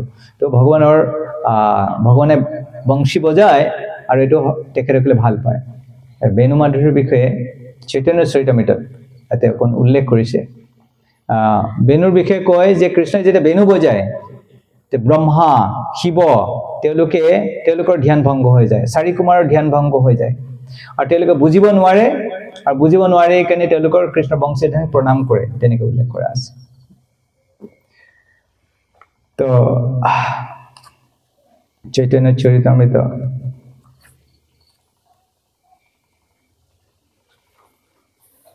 বেণু মাধুৰীৰ গীতে কৈছে। তো গোপীবিলাকে কৈছে, কৃষ্ণৰ কাৰণে কৈছে কহ সখী কি করি উপায়, কহ সখী কি করি উপায়। কৃষ্ণরে সে শব্দ কোনে হরিলে আমার কানে, এবে না পায় তৃষ্ণায় মরি যায়। কহ সখী কি করি উপায়। তো গোপীবিলাকে কৈছে যে মই কি কৰিম কি নকৰিম মই উপায় বিচাৰি পোৱা নাই। কৃষ্ণৰ যে শব্দ গুণে, কৃষ্ণৰ যে শব্দ ধ্বনি হৰিলে আমাৰ কাণে, মোৰ কাণত প্ৰৱেশ কৰিছিলে আৰু মোৰ কৰ্ণ হৰণ কৰিলে। আৰু এতিয়া মই সেই শব্দ শুনিবলৈ নেপাওঁ আৰু পুনঃ শুনিবলৈ নেপাই তৃষ্ণাই মৰি যায়, মই মৰি যোৱা অৱস্থা। নুপুর কিঙ্কিনী ধ্বনি হংস সারস যিনি, কঙ্কন ধ্বনি ছটকে লাজায়। একবার যেই শুনে ব্যাপী রহে তার কানে, অন্য শব্দ সে কানে না যায়। আর কোনোবাই যদি এবাৰ কৃষ্ণৰ বেণুধ্বনি যদি শ্ৰৱণ কৰিছে, তেওঁ আৰু বেলেগ শব্দ তেওঁ শুনিবৰ ইচ্ছা নকৰে। শ্রীমুখ ভাষিত অমৃত হইতে পরামৃত, স্মিত কর্পূর তাহারে মিশ্রিত। শব্দ অর্থ দুই শক্তি, নানা রস করে ব্যক্তি, প্রত্যক্ষর নর্ম বিভূষিত। সেই অমৃতের এক কণ, কর্ণে চক্র জীবন, কর্ণ চক্র যিয়ে সে আসে। যদি এটা চক্র পক্ষী সদায় সেই কৃষ্ণৰ শব্দধ্বনি শুনিবৰ কাৰণে আতুৰ হৈ থাকে, ভাগ্যবশে কবু পায়, অভাগে কবু নাপায়, না পাইলে মৰয়ে পিয়াছে। ভাগ্য থাকিলে কেতিয়া পায় আৰু যদি ভাগ্য নাথাকে কেতিয়া নাপায়, আৰু নাপালে মৰি যায়। যেবা বেণু কলধ্বনি একবাৰ তাহা শুনি, জগত নাৰী চিত্ত আওলায়। আৰু যেতিয়া স্ত্ৰীসকলে কৃষ্ণৰ এই ধ্বনি এবাৰ যদি শুনে, তেওঁলোক পাগলিনী হৈ পৰে। নিবিবন্ধ পৰে খচি, বিনামূল্যে হয় দাসী। তেওঁলোকৰ চুলিবিলাক খহি পৰে আৰু তেওঁলোকৰ কৃষ্ণৰ অশুল্ক দাসিকা, আনপেইড চাৰ্ভেণ্ট, তেওঁলোকৰ কৃষ্ণৰ দাসী হৈ পৰে, বাউলী হৈয়া কৃষ্ণ পাশে ঠাই। আৰু পাগলিনী হৈ কেনে কৃষ্ণৰ ফালে দৌৰিবলৈ আৰম্ভ কৰে, কৃষ্ণৰ ওচৰলৈ যায়। যেবা লক্ষ্মী ঠাকুৰানী তেহু কহে, তেহু যে কাকলি শুনি, কৃষ্ণ পাছে আইতে প্ৰত্যাশায়। নাপায় কৃষ্ণৰ সংগ, বাৰে তৃষ্ণা তৰংগ, তপ কৰে তবু নাহি পায়। তো কৈছে কৃষ্ণৰ বংশীধ্বনি শুনি কেনে লক্ষ্মীয়ে কৃষ্ণৰ ৰাসলীলাত প্ৰৱেশ কৰিব বিচাৰিছিলে, কিন্তু বিল্ববনত এতিয়া কৈ যে এতিয়ালৈকে লক্ষ্মীদেৱে তপস্যা কৰি আছে, কিন্তু আজিলৈকে লক্ষ্মীদেৱে ৰাসলীলাত প্ৰৱেশ কৰিবৰ কাৰণে অনুমতি পোৱা নাই। তেনেকে বংশীধৰীৰ গুণে যে লক্ষ্মীকো আকৰ্ষিত কৰে আৰু এই জগতৰ সকলোকে আকৰ্ষিত কৰে, বিশেষভাৱে স্ত্ৰীসকলক আকৰ্ষিত কৰে, এই কথা উল্লেখ কৰিছে। আৰু ভগৱানৰ যিটো অন্তিম, যিটো সৰ্ব আকৰ্ষণীয় যিটো গুণ হৈছে, এইটো হৈছে ৰূপমাধুৰী। ৰূপমাধুৰীৰ কথা কোৱা হয় যে যেতিয়া এবাৰ কামদেৱে বৃন্দাবনত যেতিয়া কৃষ্ণ আহিছিলে, কৃষ্ণৰ কথা শুনিছে, কৃষ্ণক ভাবিছে মই মোহিত কৰিম। কৃষ্ণক মোহিত কৰাৰ আশাৰে যেতিয়া কামদেৱে কৃষ্ণৰ সন্মুখলৈ আহিছিলে আৰু যেতিয়া কামদেৱে কৃষ্ণৰ সৌন্দৰ্য দৰ্শন কৰিছিলে, তো কামদেৱ মূৰ্ছিত হৈ কেনে বাগৰি পৰিছিলে। সেইকাৰণে কৃষ্ণৰ নাম কি হৈ গ'ল? মদন মোহন। কৃষ্ণৰ নাম কি হ'ল? মদন মোহন। তো মদনক যি, মদন মানে যে কামদেৱ, মদনক যি মোহিত কৰে সেইজন হৈছে মদন, মদন মোহন। আৰু কৃষ্ণক যি মোহিত কৰে তেওঁ হৈছে মদন মোহন মোহিনী, শ্ৰীমতী ৰাধাৰাণী। আৰু কৃষ্ণৰ অংগবিলাকৰ বিষয়ে কোৱা হৈছে ভূষণম ভূষণ অংগম। সাধাৰণতে কোনোবাই যে আভূষণ ধাৰণ কৰে, অলংকাৰ পৰিধান কৰে, তাৰ মাধ্যমত তেওঁ নিজৰ সৌন্দৰ্য বৃদ্ধি কৰিব বিচাৰে। আৰু কৃষ্ণৰ ক্ষেত্ৰত কোৱা হয় যে কৃষ্ণই যেতিয়া অলংকাৰ পৰিধান কৰে, সেই অলংকাৰবিলাকে কৃষ্ণৰ সৌন্দৰ্য বৃদ্ধি কৰাৰ পৰিৱৰ্তে কৃষ্ণৰ শৰীৰৰ সৌন্দৰ্যই, যিহেতু সেইবিলাক কৃষ্ণক ধাৰণ কৰিছে, সেইকাৰণে সেই অলংকাৰবিলাকৰ সৌন্দৰ্য বেছি বাঢ়ি যায়, বেছি ধুনীয়া হৈ পৰে। যেনেকৈ এটা সোণৰ আঙুঠি, তাত যদি এটা হীৰাৰ টুকুৰা এটা লগাই দিয়ে, তেতিয়াহ'লে আঙুঠিটোৰ মূল্য বেছি ধুনীয়া হৈ যায়। ঠিক তেনেকৈ অলংকাৰবিলাক যেতিয়া কৃষ্ণৰ শৰীৰত ধাৰণ কৰে, সিহঁতৰ সৌন্দৰ্য বাঢ়ি যায়। আৰু কৃষ্ণৰ সৌন্দৰ্যৰ বিষয়ে কৈছে যে কৃষ্ণৰ সৌন্দৰ্য ইমান বেছি যে কৃষ্ণই নিজে মোহিত হৈ যায়। কেতিয়াবা যদি গোবৰ্ধনত কোনোবা শিলৰ ওপৰত বা ৱালত যদি কৃষ্ণই নিজৰ যদি চেহেৰা দেখে, তেতিয়াহ'লে কৃষ্ণই সেইটো আলিংগন কৰিব বিচাৰে। কৃষ্ণ ইমান ধুনীয়া। আৰু কৃষ্ণৰ সৌন্দৰ্যৰ কথা ইয়াতে চৈতন্য চৰিতত উল্লেখ কৰিছে, কৃষ্ণৰ সৌন্দৰ্য কেনেকুৱা। তো গোপীবিলাকে কৈ আছে কহ সখী কি কৰি উপায়, কহ সখী কি কৰি উপায়, কৃষ্ণাদ্ভুত বলাহক মোৰ নেত্ৰ চাতক, না দেখি পিয়াসে মৰি যায়, কহ সখী কি কৰি উপায়। তো কৈছে কৃষ্ণ অদ্ভুত বলাহক, তো কৃষ্ণৰ সৌন্দৰ্যক এটুকুৰা মেঘৰ লগত তুলনা কৰিছে। আৰু কেনেকুৱা মেঘ? চঞ্চল মেঘ আৰু চাতক পক্ষী। চাতক পক্ষী সদায় এই মেঘৰ পানীৰ কাৰণে ৰখি থাকে, এই জগতৰ পানী তেওঁলোকে পান নকৰে। আৰু যেহেতু কৃষ্ণক মেঘৰ লগত তুলনা কৰিছে, কৃষ্ণক দেখা নোপোৱাৰ কাৰণে এই ভক্তৰ মৃত্যু হোৱাৰ যেন অৱস্থা, মৃত্যুপ্ৰায় অৱস্থা। আৰু কৈছে কিবা এটা উপায় কোৱা, কহ সখী কি কৰি উপায়, এটা উপায় কোৱাচোন, কি কৰিম মই একো উপায় বিচাৰি পোৱা নাই। আৰু কৈছে সৌদামিনী পীতাম্বৰ স্থিৰ নহয় নিৰন্তৰে। কৈছে কৃষ্ণৰ বস্ত্ৰবিলাকক কিহৰ লগত তুলনা কৰিছে? বজ্ৰৰ লগত তুলনা কৰিছে। আকাশত বজ্ৰ যে থাকে, বেছি সময়ৰ কাৰণে নাথাকে, এটা মুহূৰ্তৰ কাৰণে থাকে, জিলিক মিলিক কৰি থাকে। আৰু কৃষ্ণৰ বস্ত্ৰবিলাক কেনেকুৱা? বজ্ৰৰ নিচিনা জিলিক মিলিক কৰি থাকে, স্থিৰ নহয় নিৰন্তৰ, মুক্ত আহাৰ বকা পাতি ভাল। আৰু আকাশত যেনেকে বগলীবিলাক যেতিয়া উৰি যায়, তেনেকে লাইন পাতি কেনে যায়, এটা এটাকে খেলি মেলিকে নাযাকে। দেখিলে এনেকুৱা দূৰৰ পৰা চালে কেনেকুৱা লাগে? মালাৰ নিচিনা দেখে। আৰু কৈছে কৃষ্ণৰ ডিঙিত যি মণিৰ হাড়বিলাক আছে, তেনেকুৱা বকপাতি ভাল, তেনেকে খুব শৃংখলাবদ্ধ, খুব ধুনীয়া, আকৰ্ষণীয়, তেনেকে কৈছে, তাৰ লগত তুলনা কৰিছে। ইন্দ্ৰধনুষ শিখি পাখা, আৰু মাথৰ যি ময়ূৰ পাখি, ময়ূৰ পাখিটো কিহৰ লগত তুলনা কৰিছে? ইন্দ্ৰধনুষ, ৰামধেনু, ৰামধেনুৰ লগত তুলনা কৰিছে। ওপৰে দিয়াচি দেখা আৰু ধনু বৈজয়ন্তী মালা, আৰু কৃষ্ণই যি পৰিধান কৰে বৈজয়ন্তী মালা আৰু ময়ূৰ পাখি, এই দুইটা কিহৰ লগত তুলনা কৰিছে? ৰামধেনুৰ লগত তুলনা কৰিছে। ৰামধেনু দেখা নাই? বৰষুণ বাৰিষা বতৰ কেতিয়াবা কেতিয়াবা আবেলি সময়ত কেতিয়াবা দেখা পায় আকাশত। মুৰলীৰ কলধ্বনি মধুৰ গৰ্জন শুনি বৃন্দাবনে নাচে ময়ূৰ ছয়। আৰু কৃষ্ণই যেতিয়া বংশীধ্বনি কৰে, ময়ূৰবিলাকে নাচিবলৈ আৰম্ভ কৰে। অকলংক পূৰ্ণ কল লাৱণ্য জ্যোৎস্না ঝলমল, চিত্ৰচন্দ্ৰ তাহাতে উদয়। তো লীলামৃত বৰিখনে সিঞ্চে চোদ্দ ভুবনে, হেন মেঘ যবে দেখা দিল দুৰ্দৈব, ঝঞ্ঝা পবনে মেঘ নিল অন্য স্থানে, মৰে ছাতক পিতে নাপাইল। তো এনেকে কৃষ্ণক মই দৰ্শন পাইছিলো, কিন্তু সেই মেঘ টুকুৰা কি কৰিলে? কৃষ্ণ কৰিবলৈ গুচি গ'ল, কৃষ্ণ কৰিবলৈ গুচি গ'ল। কৃষ্ণক মেঘে আঁতৰাই লৈ গ'ল। ক'ৰ পৰা বতাহ আহিলে আৰু কৃষ্ণক আঁতৰাই লৈ গ'ল। এতিয়া পুনঃ কহে হায় হায় পৰ পৰ ঝমৰাই, কহে প্ৰভু গদগদ আখ্যান। তো এনেকে কৃষ্ণৰ এই সৌন্দৰ্যৰ কথা, ৰূপ মাধুৰী ইয়াতে বৰ্ণনা কৰিছে। আৰু এই কৃষ্ণৰ সৌন্দৰ্য ইয়াক লৈ কেনে ভক্তবিলাকৰ মাজত অকণমান হেৰি লাগে, কাজিয়া পেচাল লাগে, ভক্তবিলাকৰ মাজত অলপ কাজিয়া পেচাল লাগে, হুৰা কৰি বুলি কয় ভক্তবিলাকৰ মাজত। তো কৃষ্ণৰ সৌন্দৰ্য ইয়াতে বৰ্ণনা কৰি কেনে কৈছে এই জগতত দুটা বস্তু আছে। এই জগতত দুটা বস্তু, এটা আছে কাম আৰু এটা আছে প্ৰেম। আৰু কাম আৰু প্ৰেম দুইটা বস্তুৰ মাজত পাৰ্থক্য কি? এই দুটা বস্তু পাৰ্থক্য হৈছে সোণা আৰু লোহা। সোণ আৰু লোহা দুইটাৰ মাজত পাৰ্থক্য আছে। 1 কিলো সোণৰ দাম বেছি নে 1 কিলো লোহাৰ দাম বেছি?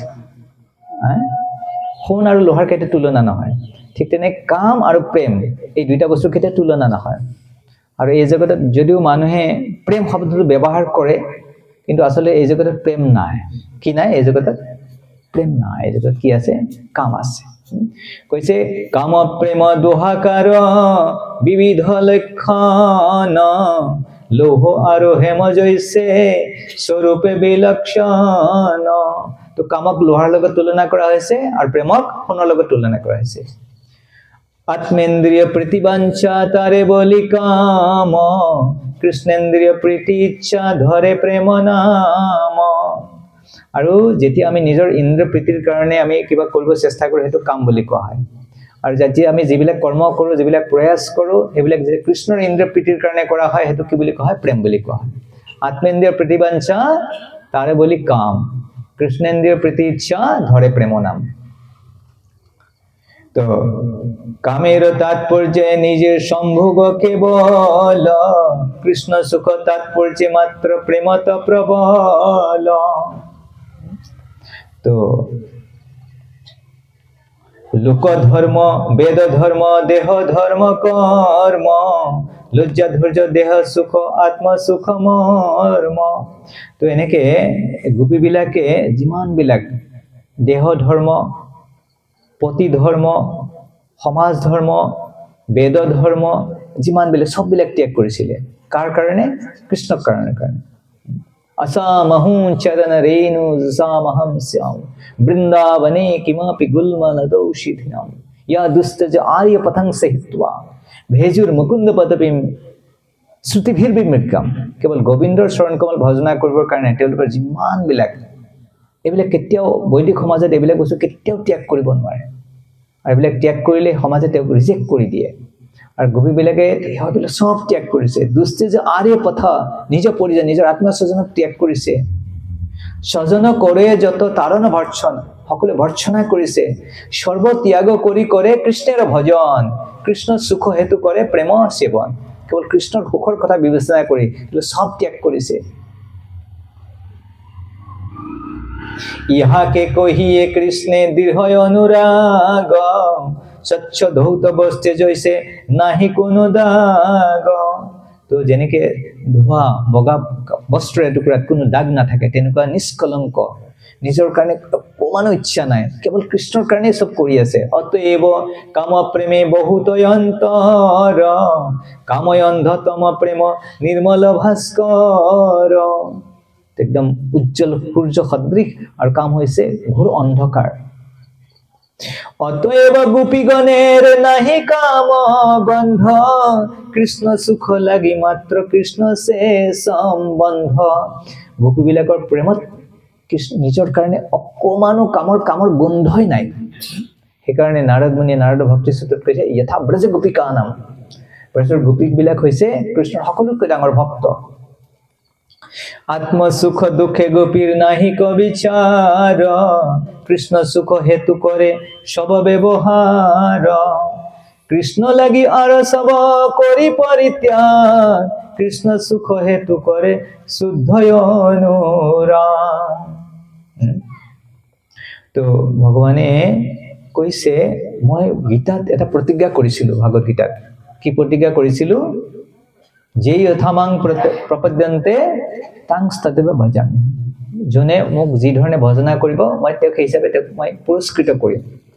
কিন্তু মোৰ প্ৰতিজ্ঞা কি হ'ল? ভংগ হৈ গ'ল। মোৰ প্ৰতিজ্ঞা ভংগ হৈ গ'ল। কেনেকে?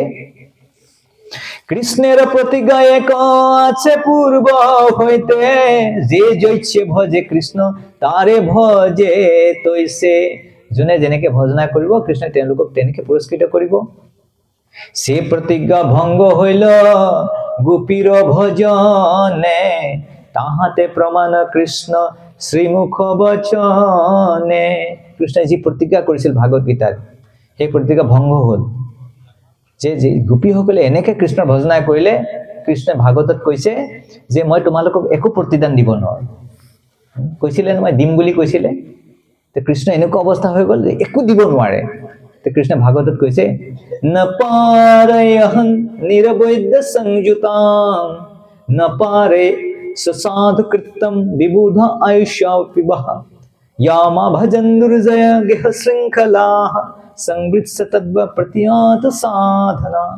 কৈছে ব্ৰহ্মাৰ এদিনতো মই তোমালোকৰ ঋণটো পৰিশোধ কৰিব নোৱাৰো। সেইকাৰণে তোমালোকে যি সেৱা কৰিছে সেই সেৱাতেই তোমালোকৰ প্ৰতিদান। গোপীবিলাকে কি কৈছে? তোমালোকক দিবৰ কাৰণে মোৰ ওচৰত একো নাই, আৰু নিস্বাৰ্থভাৱে তোমালোকে মোৰ যি সেৱা কৰিলে সেই সেৱাতেই হৈছে তোমালোকৰ কাৰণে একমাত্ৰ প্ৰতিদান। সেইকাৰণে ভক্তবিলাকে যে ভগৱানৰ সেৱা কৰে সেইটো হৈছে পুৰস্কাৰ। আমি যি সেৱা কৰোঁ ভগৱানৰ যি সেৱা কৰিবলৈ সুযোগ পাওঁ, নাম জপ কৰা হওক, মালা বনোৱা হওক, মন্দিৰ চাফা কৰা হওক, ভাগৱত পঠন কৰা, যি সেৱা পোৱা যায়, গ্ৰন্থ বিতৰণ কৰাই হওক, সেইবিলাক হৈছে ভগৱানৰ পৰা লাভ কৰা একো একোটা পুৰস্কাৰ। আর ভগবানে তেনেকে কৈছে তবে যে দেখিয়ে গোপীর নিজ দেহে প্রীত, সে হতো কৃষ্ণর লাগি জানি হে নিশ্চিত। এই দেহ কইলু আমি কৃষ্ণে সমৰ্পণ তাৰ ধন তাৰ এই সম্ভোগ কাৰণ তো গোপীবিলাকে কৈছে এই দেহটো কৃষ্ণৰ সম্পত্তি আমি কৃষ্ণক অৰ্পণ কৰিম তো এবাৰ কোনোবাই গোপীবিলাকে কৈছিলে যে কৃষ্ণই যেতিয়া তেওঁলোক ঘূৰি যাবলৈ কাৰণে কৈছিলে গোপীবিলাকে কৈছিলে যিসকল আমাৰ পতি তেওঁলোক জীৱিত এই কাৰণে কাৰণ তুমি তেওঁলোকৰ হৃদয়ত আছা পৰমাত্মা হিচাপে তুমি যদি গুচি যোৱা তেওঁলোক মৃত আৰু আচলতে আসল পতি হৈছে কৃষ্ণ কৃষ্ণ সকলোৰে পতি কাৰণ এই জগতত এজনেই পুৰুষ হৈছে কৃষ্ণ আৰু বাকি কোনো নাই একলা ঈশ্বৰে কৃষ্ণ আৰু সব বৃত্ত ভক্ত হৈছে কৃষ্ণ তো এই কাৰণে গোপীবিলাকে কৈছে তেওঁলোকৰ শৰীৰটো এই কাৰণেই আছে যে আপুনি তেওঁলোকৰ হৃদয়ত পৰমাত্মা হিচাপে আছে আৰু এই শৰীৰটো যেটো আমাৰ ভৌতিক শৰীৰ এটো তৈয়াৰ কৰিবৰ কাৰণে সৃষ্টি হ'বৰ কাৰণে যিবিলাক তত্ত্ব লাগে সেইবিলাক কৃষ্ণৰ পৰা আহিছে আমাৰ যেটো শৰীৰ এটো মাটি পানী বায়ু জুই আকাশেৰে বনোৱা আৰু ভাগৱত গীতাত ভগৱানে কৈছে ভূমিৰ আপো অনল বায়ু খংমনা বুদ্ধিৰ এইবশ অহংকাৰ ইত্যংমে ভিন্ন প্ৰকৃতিৰ ৰাস্তাধা এই যে আত্মা তত্ত্ব এটা কৰ পৰা আহিছে মোৰ পৰা আহিছে সেইকাৰণে শৰীৰটো কাৰ হয় কৃষ্ণৰ হয় কৃষ্ণৰ বস্তুৰে বনোৱা হৈছে না মাটি পানী বায়ু জুই আকাশেৰে সেই সূত্ৰে এই দেহটো হৈছে কৃষ্ণ এই দেহ দৰ্শনে স্পৰ্শে কৃষ্ণ সন্তুষণ এই লাগে কৰে অঙ্গেৰ মাৰ্জন ভূষণ তো গোপীবিলাকে যেতিয়া আভূষণ কৰে তেওঁলোকে কাপোৰ পিন্ধে তেওঁলোক অলংকাৰ পিন্ধে তো কিহৰ কাৰণে পিন্ধে চাই থাকে মই যে এনেকে পিন্ধো কৃষ্ণ ভাল লাগিবতো কৃষ্ণ ভাল পাবতো এনেকে কৃষ্ণ কেনেকে লাগিব হেতু কথা চিন্তা কৰি কেনে তেওঁলোকে আভূষণ কৰে ড্ৰেছ কৰে আৰু এক অদ্ভুত গোপী ভাবেৰ স্বভাৱ বুদ্ধিৰ গোচৰ নহে যাহাৰ প্ৰভাৱ গোপীগণ কৰে ন জবে কৃষ্ণ দৰ্শন সুখ বাঞ্ছনা হে সুখ হয় কুতিগণ যে গোপীসকলে কৃষ্ণক দৰ্শন কৰে তেওঁলোকে নিজৰ সুখ পাবৰ কাৰণে কোনো আশা নকৰে কিন্তু কি হয় সুখটো বহুত বেছি লাভ কৰে এটো হৈছে অদ্ভুত কথা কৈছে এই বস্তুটো বুদ্ধিৰ অগোচৰ বুদ্ধিৰে বুজিব নোৱাৰে নিবিচাৰে কেনেকে আনন্দ কেনেকে পায় আৰু কেনেকে কিমান আনন্দ বাঢ়ে কোটি গুণ গোপিকা দৰ্শনে কৃষ্ণেৰ যে আনন্দ হয় তাহা হইতে কোটি গুণ গোপী আস্বাদয় মানে গোপীসকলে কৃষ্ণ চাই কেনে যিমান আনন্দ পায় তাতকৈ বেছি আনন্দ কোনে পায় গোপীবিলাকে পায় কিয় পায় কিহৰ কাৰণে পায় কাৰণ যেতিয়া কৃষ্ণ হিহঁতক চাই কৃষ্ণৰ মুখখন হিহঁতে চাই কেনে দেখে আমাক চাই কেনে কৃষ্ণ বহুত কি হৈছে তৃপ্ত হৈ গৈছে বহুত আনন্দ পাইছে কাৰণ হিহঁতে যে আহিছিল তাৰ উদ্দেশ্য কি আছিল কৃষ্ণক আনন্দ দিবৰ কাৰণে যেহেতু আমাক চাই কেনে কৃষ্ণৰ আনন্দ বাঢ়িছে আনন্দ পাইছে কৃষ্ণ ভাল পাইছে সুখী হৈছে সেইটো ভাবি হিহঁতে বহুত সুখ অনুভৱ কৰে আমাৰ মিছন সাকসেসফুল হৈ গ'ল আমি কৃষ্ণক আনন্দ দিবৰ কাৰণে আহিছিল কৃষ্ণক সুখী কৰিবৰ কাৰণে আহিছিল আমাক চাই কৃষ্ণই সুখ পাইছে সেই কাৰণে হিহঁতে বেছি সুখ পায় তো কৃষ্ণই ভাবে তো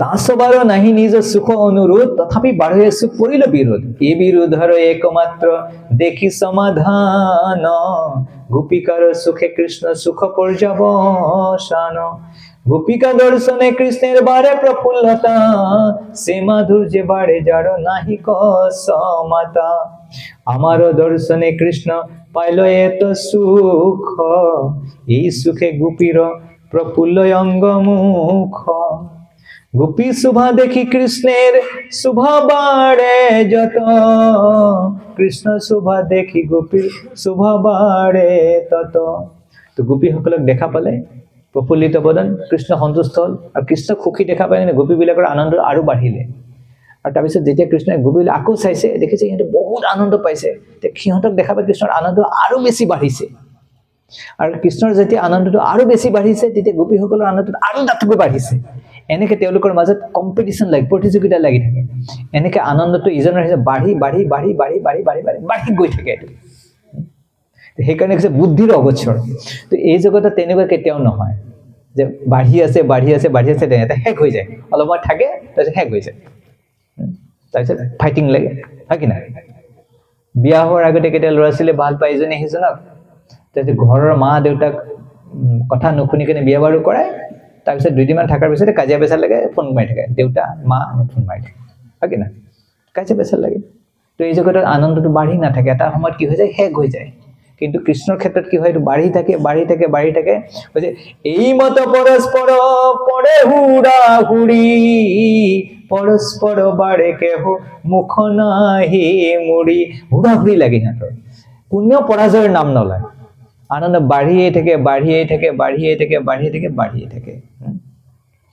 অতএব সেই সুখ কৃষ্ণ সুখ পোষে এই হেতু গোপী প্ৰেমে নাহি কাম দোষে সেইকাৰণে কৈছে গোপীসকলৰ প্ৰেমত কাম নাই সেইকাৰণে কৈছে যে পূৰ্বৰ এটা প্ৰতিজ্ঞা কৃষ্ণেৰ প্ৰতিজ্ঞা এক আছে পূৰ্ব হইতে যে জৈছে ভজে কৃষ্ণ তাৰে ভজনে তৈছে সে প্ৰতিজ্ঞা ভংগ হইলে গোপীৰ ভজনে তাহাতে প্ৰমাণ কৃষ্ণ শ্ৰীমুখ তো কৃষ্ণ গোপীসকলৰ ঋণী হৈ গল কৃষ্ণ কৈছে মই তোমালোকৰ ঋণটো যাব নোৱাৰো সেইকাৰণে let your divine service be the only compensation কৈছে মই তোমাক একো ক্ষতিপূৰণ দিব নোৱাৰো তোমালোকে যি সেৱা কৰিছা হেতু তোমালোকৰ একমাত্ৰ ক্ষতিপূৰণ তো এনেকে এই ভগৱানৰ এই 64 গুণৰ এতে চৰ্চা কৰা হল তো কৃষ্ণৰ যি এক্সট্ৰা চাৰিটা কোৱালিটি এটা আছে লীলা মাধুৰী ভক্ত মাধুৰী আৰু বেনু মাধুৰী আৰু কি रूप माधुरी असमानर्ध तो कैसे कृष्णर जो सौंदर्य ये कैसे असमानर्ध यार कारो समानो हब नोरे यार ऊर्ध्वतो हब नोरे सर्वाद्भुत चमत्कार लीला कल्लवारिदि अतुल्य मधुर प्रेम मंदित प्रेमांदलह त्रिजगत मनसाकर्षी मुरली कला कुजित त्रिजगत मनसाकर्षी এই त्रिजगतर সকলো ব্যক্তিৰ মন হৰণ কৰে असमानर्ध रूपश्री विस्मपित सराचर এই জগতৰ চৰ অচৰ যিসকলে চলাচল কৰিব পাৰে আৰু যিবিলাকে চলাচল কৰিব নোৱাৰে মুভিং নন মুভিং স্থাৱৰ জংগম সকলোকে কি কৰে কৃষ্ণই এই সৌন্দৰ্য মোহিত কৰে তো এই গোটেইখিনি তো আমি যে কৃষ্ণ প্ৰেমৰ কথা চৰ্চা কৰিলো তো এই যদি প্ৰেমটো আমি যদি সকলোৱে এই প্ৰেম বিচাৰো কৃষ্ণ প্ৰেম বিচাৰো তো এই যে প্ৰেমটো লাভ কৰিব লাগে তেতিয়াহলে কি কৰিব লাগিব কি উপায় আছে তাৰ উপায় ইয়াতে কৈছে কৃষ্ণ প্ৰেম যদি লাভ কৰিব লাগে এটা ফৰ্মুলা এটা দিছে কি ফৰ্মুলা কেনেকে কি কৰিলে আমি কৃষ্ণ প্ৰেমটো লাভ কৰিব পাৰিম কৃষ্ণ প্ৰেম লাগে কি না আমাক গোপী বিলাকৰ নিচিনা কৃষ্ণ প্ৰেম লাগে তেনেহলে এটা উপায় এটা কৈ দিছে তো বৈদিক শাস্ত্ৰত বেলেগ বহুত কিবা কিবি উপদেশ দিয়া আছে ঠিক আছে আৰু हे उपदेश বিলাক ৰৈছে ইতি উপদেশ সাৰম তাৰ সাৰটো হৈছে কি সকলো সময়তে কৃষ্ণৰ নাম লব লাগে যিমান বিলাক বৈদিক শাস্ত্ৰ নিৰ্দেশ দিয়া আছে বিধি নিষেধ আছে এইবিলাকৰ উদ্দেশ্য কি যাতে সকলো সময়তে 24 আৱাৰ 24 ঘণ্টা যাতে আমি কি কৰিব পাৰো কৃষ্ণৰ নাম লব পাৰো তস্মাৎ সৰ্বেষু কালেষু মাম অনুস্মৰেয়ুদ্ধস্য ইতি উপদেশ সাৰম কিন্তু তো কৈছে কেনেকে নাম ললে নাম যেনি তেনি নাম ললে প্ৰেম উৎপন্ন নহয় তো কেনেকে নাম লব লাগিব যেতিয়া হলে আমাৰ প্ৰেম উপজিব তাৰ কাৰণে কৈছে যে ৰূপে ললে নাম প্ৰেময় উপজয় তাৰ লক্ষণ শ্লোক শুন স্বৰূপ ৰাম ৰায় তো যেনেকে মই সকলোৱে নাম জপ কৰিব না আজিৰ পৰা কৰিব কি না সবে মালা লৈ লব মালা জপ কৰিব তো কেনেকে নাম ললে কৃষ্ণৰ প্ৰতি প্ৰেম উৎপন্ন তাৰ কাৰণে কৈছে মোৰ লগত কব তিনদপি সুনিচেন তৰুৰেব সহিষ্ণুনা অমানেন মানদেন কীৰ্তনীয় সদা হৰি তো কৃষ্ণ নাম কেনেকে ললে কৃষ্ণৰ প্ৰতি প্ৰেম উৎপন্ন হ'ব তাৰ কাৰণে হৈছে নিজকে জকেলু কৈছিলো নিজকে তুচ্ছ মন্না কৰিব লাগিব আৰু সহ্য কৰিব লাগিব আৰু কেটা নিজৰ কাৰণে মানৰ অপেক্ষা কৰিব নালাগিব আৰু সকলোকে মান প্ৰদান কৰিব লাগিব কৈছে উত্তম হৈ আপোনাকে মানে ত্ৰিনাধম নিজে উত্তম ভক্ত তাৰ পিছত নিজকে কি বুলি ভাবে মই বহুত অধম কেতিয়াও নিজকে উত্তম বুলি নাভাবে শ্ৰেষ্ঠ বুলি জ্ঞান নকৰে উত্তম হৈ আপোনাকে মানে ত্ৰিনাধম দুই প্ৰকাৰে সহিষ্ণুতা কৰে বিক্ৰম আৰু গছে কি কৰে গছৰ পৰা কৈছে গছৰ দৰে হ'ব লাগে কৈছে গছে কি কৰে দুটা কাম কৰে এটা হৈছে সহ্য কৰে, কোনোবা যে কাটে কিবা কৰে সেইটো সহ্য কৰে, একো নকয়। আৰু বৰষুণ দিয়ে ৰ'দ দিয়ে একো নকৰে। আৰু বৰষুণ দিলে ৰ'দ দিলে মানুহে যি কাটিব তাকো গছৰ তলত বহিবৰ কাৰণে সুযোগ দিয়ে। আৰু যে গছতে ফলবিলাক লাখে বোলে গছবিলাক নিজে খায় নে আনক দিয়ে, বেলেগে খায়। তো গছৰ জীৱনটো হৈছে কেৱল পৰোপকাৰাৰ্থম ইদম শৰীৰ, তাৰ জীৱনটোৱে বেলেগৰ কাৰণে। তো যিসকলে ভক্ত হয়, কৃষ্ণ প্ৰেম লাভ কৰিব, নাম জপ কৰি কেনে কৃষ্ণৰ প্ৰেম লাভ কৰিব খোজে, তেখেতসকলৰ গুণবিলাক কেনেকুৱা, গছতকৈ বেছি সহনশীল হ'ব লাগে বুলি কৈছে। বৃক্ষ যেন কাটিলেহ কিছু না বোলয়, শুকায়া মৰিলেহে কাৰে পানী নামাগয়। কাটিলেও একো নকয়। আৰু যদি পিয়াহত আছে, পানী পোৱা নাই, বৰষুণ হয়, পানী খোজে নেকি? পানীও নোখোজে, তেনেকে থাকিব। যেই যে মাগয়ে তাৰে দে আপন ধন, ঘৰ্ম বৃষ্টি সহে আনেৰ কৰয়ে ৰক্ষণ। আৰু যোনে যি বিচাৰে তাকে দি দিয়ে, নুখুজিলে আমি লৈ লওঁ, ছিঙি কেনে লৈ লওঁ। উত্তম হইয়া বৈষ্ণৱ হবে নিৰভিমান, জীবে সন্মান দিবে জানি কৃষ্ণ অধিষ্ঠান। সবতকৈ ইম্পৰ্টেণ্ট কৈছে, উত্তম হইয়া বৈষ্ণৱ হবে নিৰভিমান। তো বৈষ্ণৱৰ কি হ'ব নালাগে? অভিমান থাকিব নালাগে, অহংকাৰ। অহংকাৰ বস্তুটো কৃষ্ণই বেয়া পায়। আৰু সবতকৈ ইয়াতে ইম্পৰ্টেণ্ট কথা এটা কৈছে, জীবে সন্মান দিব জানি কৃষ্ণ অধিষ্ঠান। এইটো বহুত ডাঙৰ কথা কৈছে। তো আমি সকলোকে কি কৰিব, সন্মান কৰিব লাগে। কিহৰ কাৰণে সন্মান কৰিব লাগে? ইয়াতে কৈছে জানি কৃষ্ণ অধিষ্ঠান। সকলো জীৱৰ ভিতৰত কোন বহি আছে? কৃষ্ণ। আমাৰ ভাৰতীয় সংস্কৃতিত এটা পৰম্পৰা আছে, প্ৰণাম কৰে। বৰিষ্ঠজনে নাই, কনিষ্ঠজনে বৰিষ্ঠজনক প্ৰণাম কৰে। প্ৰণাম কৰা মানে কি? সন্মান কৰা। কাক প্ৰদৰ্শন কৰা? আমি কেতিয়া প্ৰণাম কৰি এই কৰিব নালাগে কওঁ। যেতিয়া আমি প্ৰণাম কৰোঁ, আচলতে কি কৰোঁ? কাক প্ৰণাম কৰি আছো? একচুৱেলি যে প্ৰণাম কৰা যায়, একচুৱেলি ব্যক্তিজনক নহয়। ব্যক্তিজনৰ হৃদয়ত যে পৰমাত্মা আছে, পৰমাত্মাক প্ৰণাম কৰে। সেইকাৰণে কোনোবাই প্ৰণাম কৰিলে চিষ্টেম যে আপুনি প্ৰণাম কৰিব লাগে। চিষ্টেম কোনোবাই যে প্ৰণাম কৰিলে আমি এনেকৈ কৈ থাকোঁ, তথাস্তু হৰি বল, সুখী ৰহ। তেতিয়াহ'লে সেইটো ভগৱান হৈ গ'ল। এইটো কৰা মানে কি হৈ গ'ল? ভগৱানৰ স্থানটো লোৱা হৈ গ'ল। তো মোক প্ৰণাম কৰিছে মানে কি? মই প্ৰণাম কৰিব লাগিব না, হয় কি না? মোৰ ভিতৰত যদি পৰমাত্মা আছে, তেওঁৰ ভিতৰতো পৰমাত্মা আছে না। তেওঁ মোক প্ৰণাম কৰিছে, কিন্তু মই প্ৰণাম কৰিব লাগিব। সেইকাৰণে কৈছে জীবে সন্মান দিবে জানি কৃষ্ণ অধিষ্ঠান। এই মত হইয়া যে কৃষ্ণ নাম লয়, শ্রীকৃষ্ণ চরণে তার প্রেম উপজয়। এই মত হইয়া যে কৃষ্ণ নাম লয়, শ্রীকৃষ্ণ চরণে তার প্রেম উপজয়। এনেকে যদি কোনোবাই যদি নাম ল'ব পাৰে, তেনেহ'লে কি হ'ব? তাৰ কৃষ্ণৰ চৰণত প্ৰেম উৎপন্ন হ'ব। আৰু ভাগৱতৰ সিদ্ধান্ত কৈছে, যেতিয়া আমি কৃষ্ণ ভক্তি কৰোঁ, কিছুমান বস্তুৰ আমি ধ্যান দিব লাগিব। সেই কথা কৈছে। তো মই জাষ্ট লাষ্ট এটা বস্তু চৰ্চা কৰিব বিচাৰিছোঁ। আমিতো নাম কৰি আছোঁ, এইবিলাক চব ঠিক আছে। তো এতিয়া বাতাবৰণটো কোনো ঠাই অনুকূল নহয়, কেৱল হিংসাৰে পৰিপূৰ্ণ। তো ভাগৱতে এই বিষয়ে কি কয়? কিহৰ কাৰণে এইবিলাক হিংসাবিলাক হৈ আছে? আপোনালোকে কি কয়? এই যে হিংসাবিলাক হৈ আছে, আমিতো বিচৰা নাই কোনেও, হিংসাবিলাক হৈ আছে। আৰু আমি ধৰ্ণা দি আছোঁ। অফক'ৰ্চ আমাৰ এটা সহানুভূতি থাকে, আমি ধৰ্ণা দিছোঁ। কিন্তু ধৰ্ণা দিলে কি হিংসাবিলাক বন্ধ হৈ যাব? আমি আগতে বহুত ধৰ্ণা দিলোঁ না, মই নিজেও গৈছিলোঁ, ধৰ্ণা দিছিলোঁ, কিন্তু সংখ্যাবিলাক কমা নাই, কিন্তু বাঢ়ি আছে। তো এতিয়া ভগৱানে কৈছে যে অহং সৰ্বেষু ভূতেষু ভূতাত্মা অৱস্থিত সদা তম অৱজ্ঞায় মাং মৰ্তে কুৰুতে অৰ্চ বিড়ম্বনম। যে সকলো জীৱৰ ভিতৰত ভগৱান আছে, আৰু আমি যদি কোনো জীৱকে সন্মান কৰিব নাজানো, আৰু তাৰপিছত কৃষ্ণ ভজনা কৰোঁ, কৃষ্ণই কৈছে বিড়ম্বনা বুলি কৈছে।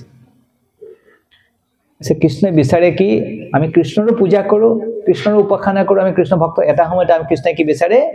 যে আমি সকলো জীৱকে কি কৰিব লাগে? সন্মান কৰিব লাগে। কৈছে ইউমাং সৰ্বেষু ভূতেষু সন্তম আত্মনম ঈশ্বৰম হিত্বা আৰ্চম ভজতে মৌঢ়ং ভস্মানি এব জুহুতি সহ। যদি এই জীৱবিলাকৰ মাজত মোক দৰ্শন নকৰে, কেৱল মোৰ উপাসনা কৰে, তেতিয়াহ'লে কৈছে তেওঁৰ যি উপাসনা সেইটো ভস্মত আহুতি দিয়াৰ দৰে বুলি কৈছে। আচলতে অগ্নিত আহুতি দিয়ে। ভস্মত আহুতি নিদিয়ে তো কৃষ্ণই কৈছে তেনেকুৱা যে ভজনা যেতিয়া আমি যিবিলাক দৰ্শন নকৰোঁ ভগৱানক দৰ্শন নকৰোঁ তেনেকুৱা আৰাধনা কি কৈছে ভস্মৰ লগত তুলনা কৰা হৈছে তো সেইকাৰণে কি কৈছে যে ভগৱানে কৈছে যে তিনিটা বস্তু যদি আমি ভালকৈ পালন নকৰোঁ তেতিয়াহ'লে কি হৈ যাব দেশ ধ্বংস হৈ যাব কি হৈ যাব দেশ ধ্বংস হৈ যাব আমি হৈ থকা দেখিছোঁ এতিয়া চকুৰ সন্মুখত আৰু তাৰ কাৰণটো আমি এতিয়ালৈ বুজি পোৱা নাই কিহৰ কাৰণে তো সেইকাৰণে যেহেতু সময়টো খুব ভাল নহয় সেইকাৰণে মই ভাবিলোঁ এইটো কোৱাটো খুব আৱশ্যক যাতে আমি সকলোৱে অলপ হ'লে গম পাওঁ আৰু ভাগৱতৰ কথা কেতিয়া মিছা নহয় তো আমি সকলোৱে জানো যে পৰীক্ষিত মহাৰাজক অভিশাপ দিয়া হৈছিলে এজন ব্ৰাহ্মণ বালকে অভিশাপ দিছিলে আৰু কৈছিলে 7 দিনৰ ভিতৰত তোমাৰ মৃত্যু হ'ব আৰু সেই অভিশাপ পৰীক্ষিত মহাৰাজে স্বীকাৰ কৰি লৈছে আৰু পৰীক্ষিত মহাৰাজে কৈছে এই মুহূৰ্ততে মোৰ ৰাজ্য মোৰ ধন মোৰ বল মোৰ সামৰিক সেনা সকলো নষ্ট হৈ যাব লাগে ব্ৰাহ্মণৰ অভিশাপত কিহৰ কাৰণে যে মই তিনিটা বস্তুৰ অৱজ্ঞা কৰিছোঁ এই তিনিটা বস্তু অৱজ্ঞা কৰাৰ কাৰণেই মোৰ এই অৱস্থা হৈছে তো কি তিনিটা বস্তু পৰীক্ষিত মহাৰাজে কৈছে দ্বিজ দেৱ গভ্যঃ তো কৈছে যে মই ব্ৰাহ্মণ সংস্কৃতি ব্ৰাহ্মণিকেল কালচাৰ তো মই ব্ৰাহ্মণক আদৰ কৰা নাই প্ৰথমটো দুখ কি মই ব্ৰাহ্মণক আদৰ কৰা নাই ব্ৰাহ্মণবিলাক হৈছে ভগৱানৰ প্ৰতিনিধি যিসকলে সমাজত আধ্যাত্মিক জ্ঞানৰ প্ৰচাৰ কৰে ব্ৰাহ্মণ 2 নম্বৰ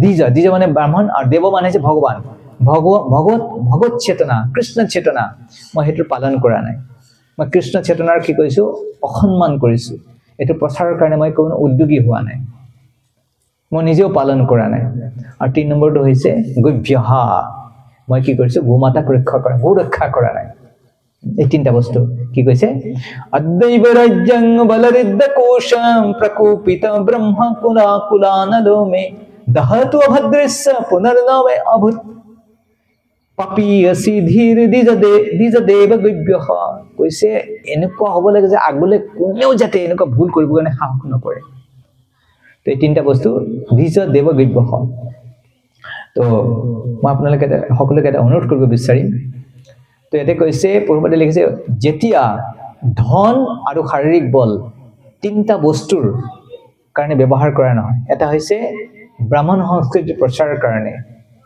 2 নম্বৰ ভগৱত চেতনাৰ প্ৰচাৰৰ কাৰণে আৰু 3 নম্বৰ যদি গোৰক্ষা তিনিটা বস্তু যদি কৰা নহয় তেতিয়াহ'লে কি হৈছে state and home are cheerily doomed by providence ভগৱানৰ ইচ্ছাত দেশ সমাজ গৃহ সব কি হৈ যাব ধ্বংস হৈ যাব if we want peace and prosperity in the world আমি যদি সমাজত শান্তি বিচাৰো প্ৰগতি বিচাৰো we should take lessons from this verse কৈছে ভাগৱতৰ এই শ্লোকটোৰ পৰা আমি শিক্ষা ল'ব লাগে every state and every who must endeavor to advance the cause of brahminical culture for self purification god consciousness for self realization and cow protection for getting sufficient milk and best food to continue a perfect civilization তো সেইকাৰণে যদি আমি এনেকুৱা হয়তো নিবিচাৰো তেনেহ'লে আমাৰ প্ৰত্যেকৰে দায়িত্ব তে তিনিটা বস্তু যে ব্ৰাহ্মণ সংস্কৃতি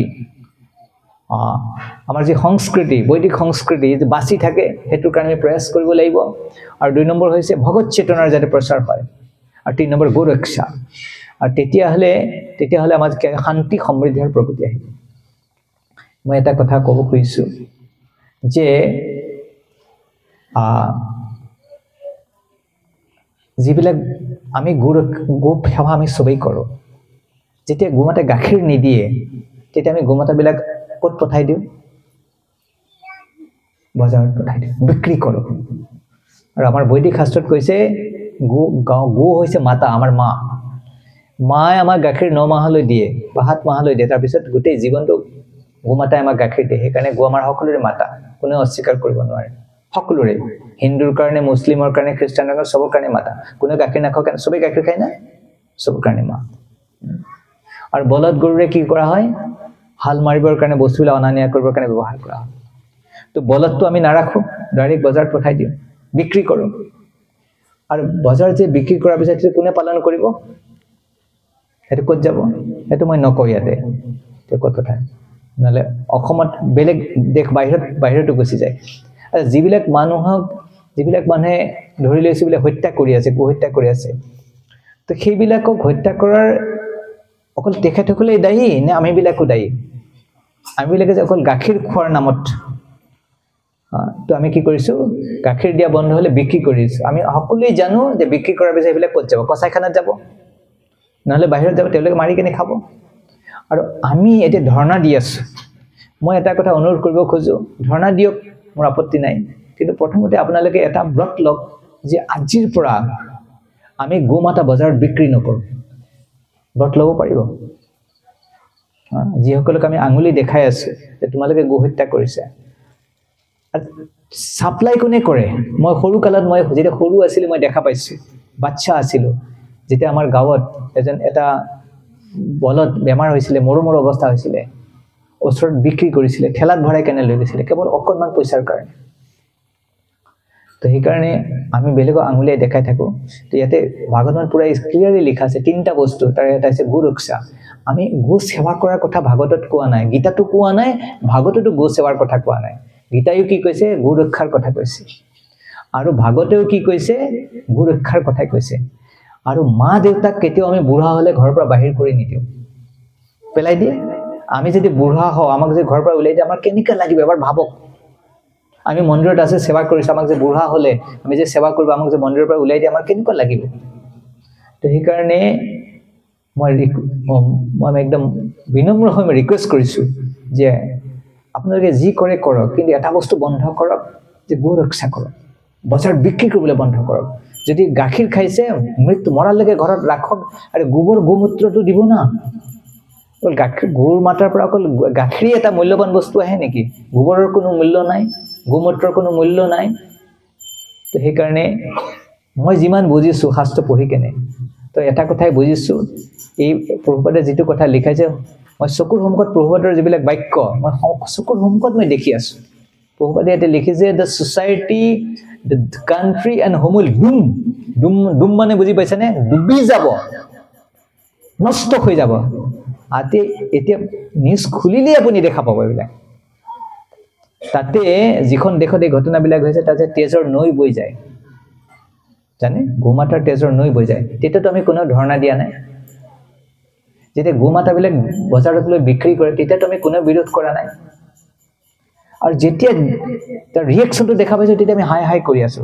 কিন্তু এতিয়াও আমি ভাবা নাই যে কিহৰ কাৰণে হৈ আছে আৰু এটি স্পষ্টভাৱে শাস্ত্ৰত লিখা আছে ইয়াৰ মূল কাৰণ হৈছে গোহত্যা আৰু এইবিলাকত প্ৰত্যক্ষ আৰু অপ্ৰত্যক্ষভাৱে আমি সকলোৱে জড়িত হৈ আছো আৰু বহুত প্ৰডাক্টছ আছে আমি ইউজ কৰো সেইবিলাক কসাইখানাৰ পৰা অহা বস্তুৰে সেইবিলাক নিৰ্মাণ কৰা হয় এটা মই জাষ্ট কৈ দিছো যে আমি চাবোন ব্যৱহাৰ কৰো চাবোনত তেলো বুলি এটা বস্তু এটা থাকে তেলো মানে হৈছে গোমাতাৰ চৰ্বি আৰু সেইটো কসাইখানাৰ পৰা আহে এনে বহুত বস্তু আছে তো সেই কাৰণে এইবিলাক বিচাৰণীয় বিষয় আমি খালি ওপৰে যদি ধৰ্ণা দি থাকো কিবা কিবি কৰি থাকো সমস্যাটো বেমাৰটো ভাল হ'ব তো বেমাৰটো যদি গুৰিৰ পৰা আমি যদি উঠাই দিব পাৰো যদি শাস্ত্ৰৰ প্ৰতি আমাৰ সন্মান আছে বিশ্বাস কৰো আমি যদি সঁচাকৈ নিজকে হিন্দু বুলি ভাবো হিন্দু বুলি পৰিচয় দিও তেনেহলে এই বস্তুবিলাক হৈছে আমাৰ পৰিচয় যেতিয়া আমাৰ ঘৰত গো ৰক্ষা কৰো তেতিয়া আমি ক'ব পাৰো আমি হিন্দু হয় পৰিচয় আইডেন্টিটি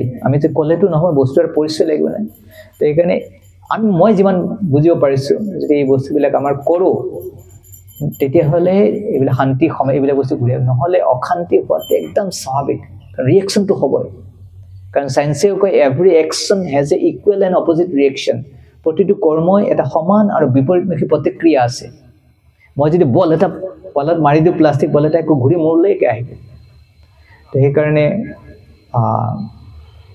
সেই পৰিস্থিতি যদি আমাৰ ইয়াতে নহয় কাইলৈ সেইকাৰণে আমি এতিয়াই আমি সাৱধান হ'ব লাগে আৰু মই আপোনালোক গ্যাৰান্টি দি কওঁ ধৰ্ম ৰক্ষতি ৰক্ষিতাঃ যিসকলে ধৰ্মক ৰক্ষা কৰে তেওঁলোকক ধৰ্মই অৱশ্যই ৰক্ষা কৰে শাস্ত্ৰৰ উক্তিটো কেতিয়াও মিছা নহয় আৰু শাস্ত্ৰৰ উক্তি কৈছে সব প্ৰাণন ইহ পৰ প্ৰাণে প্ৰপুষ্ণাতি অঘ্ৰনখলঃ তদ্বদোততি শ্ৰেয় যদ দুসদ যতি অধপুমান ভাগৱতত কৈছে যিসকলে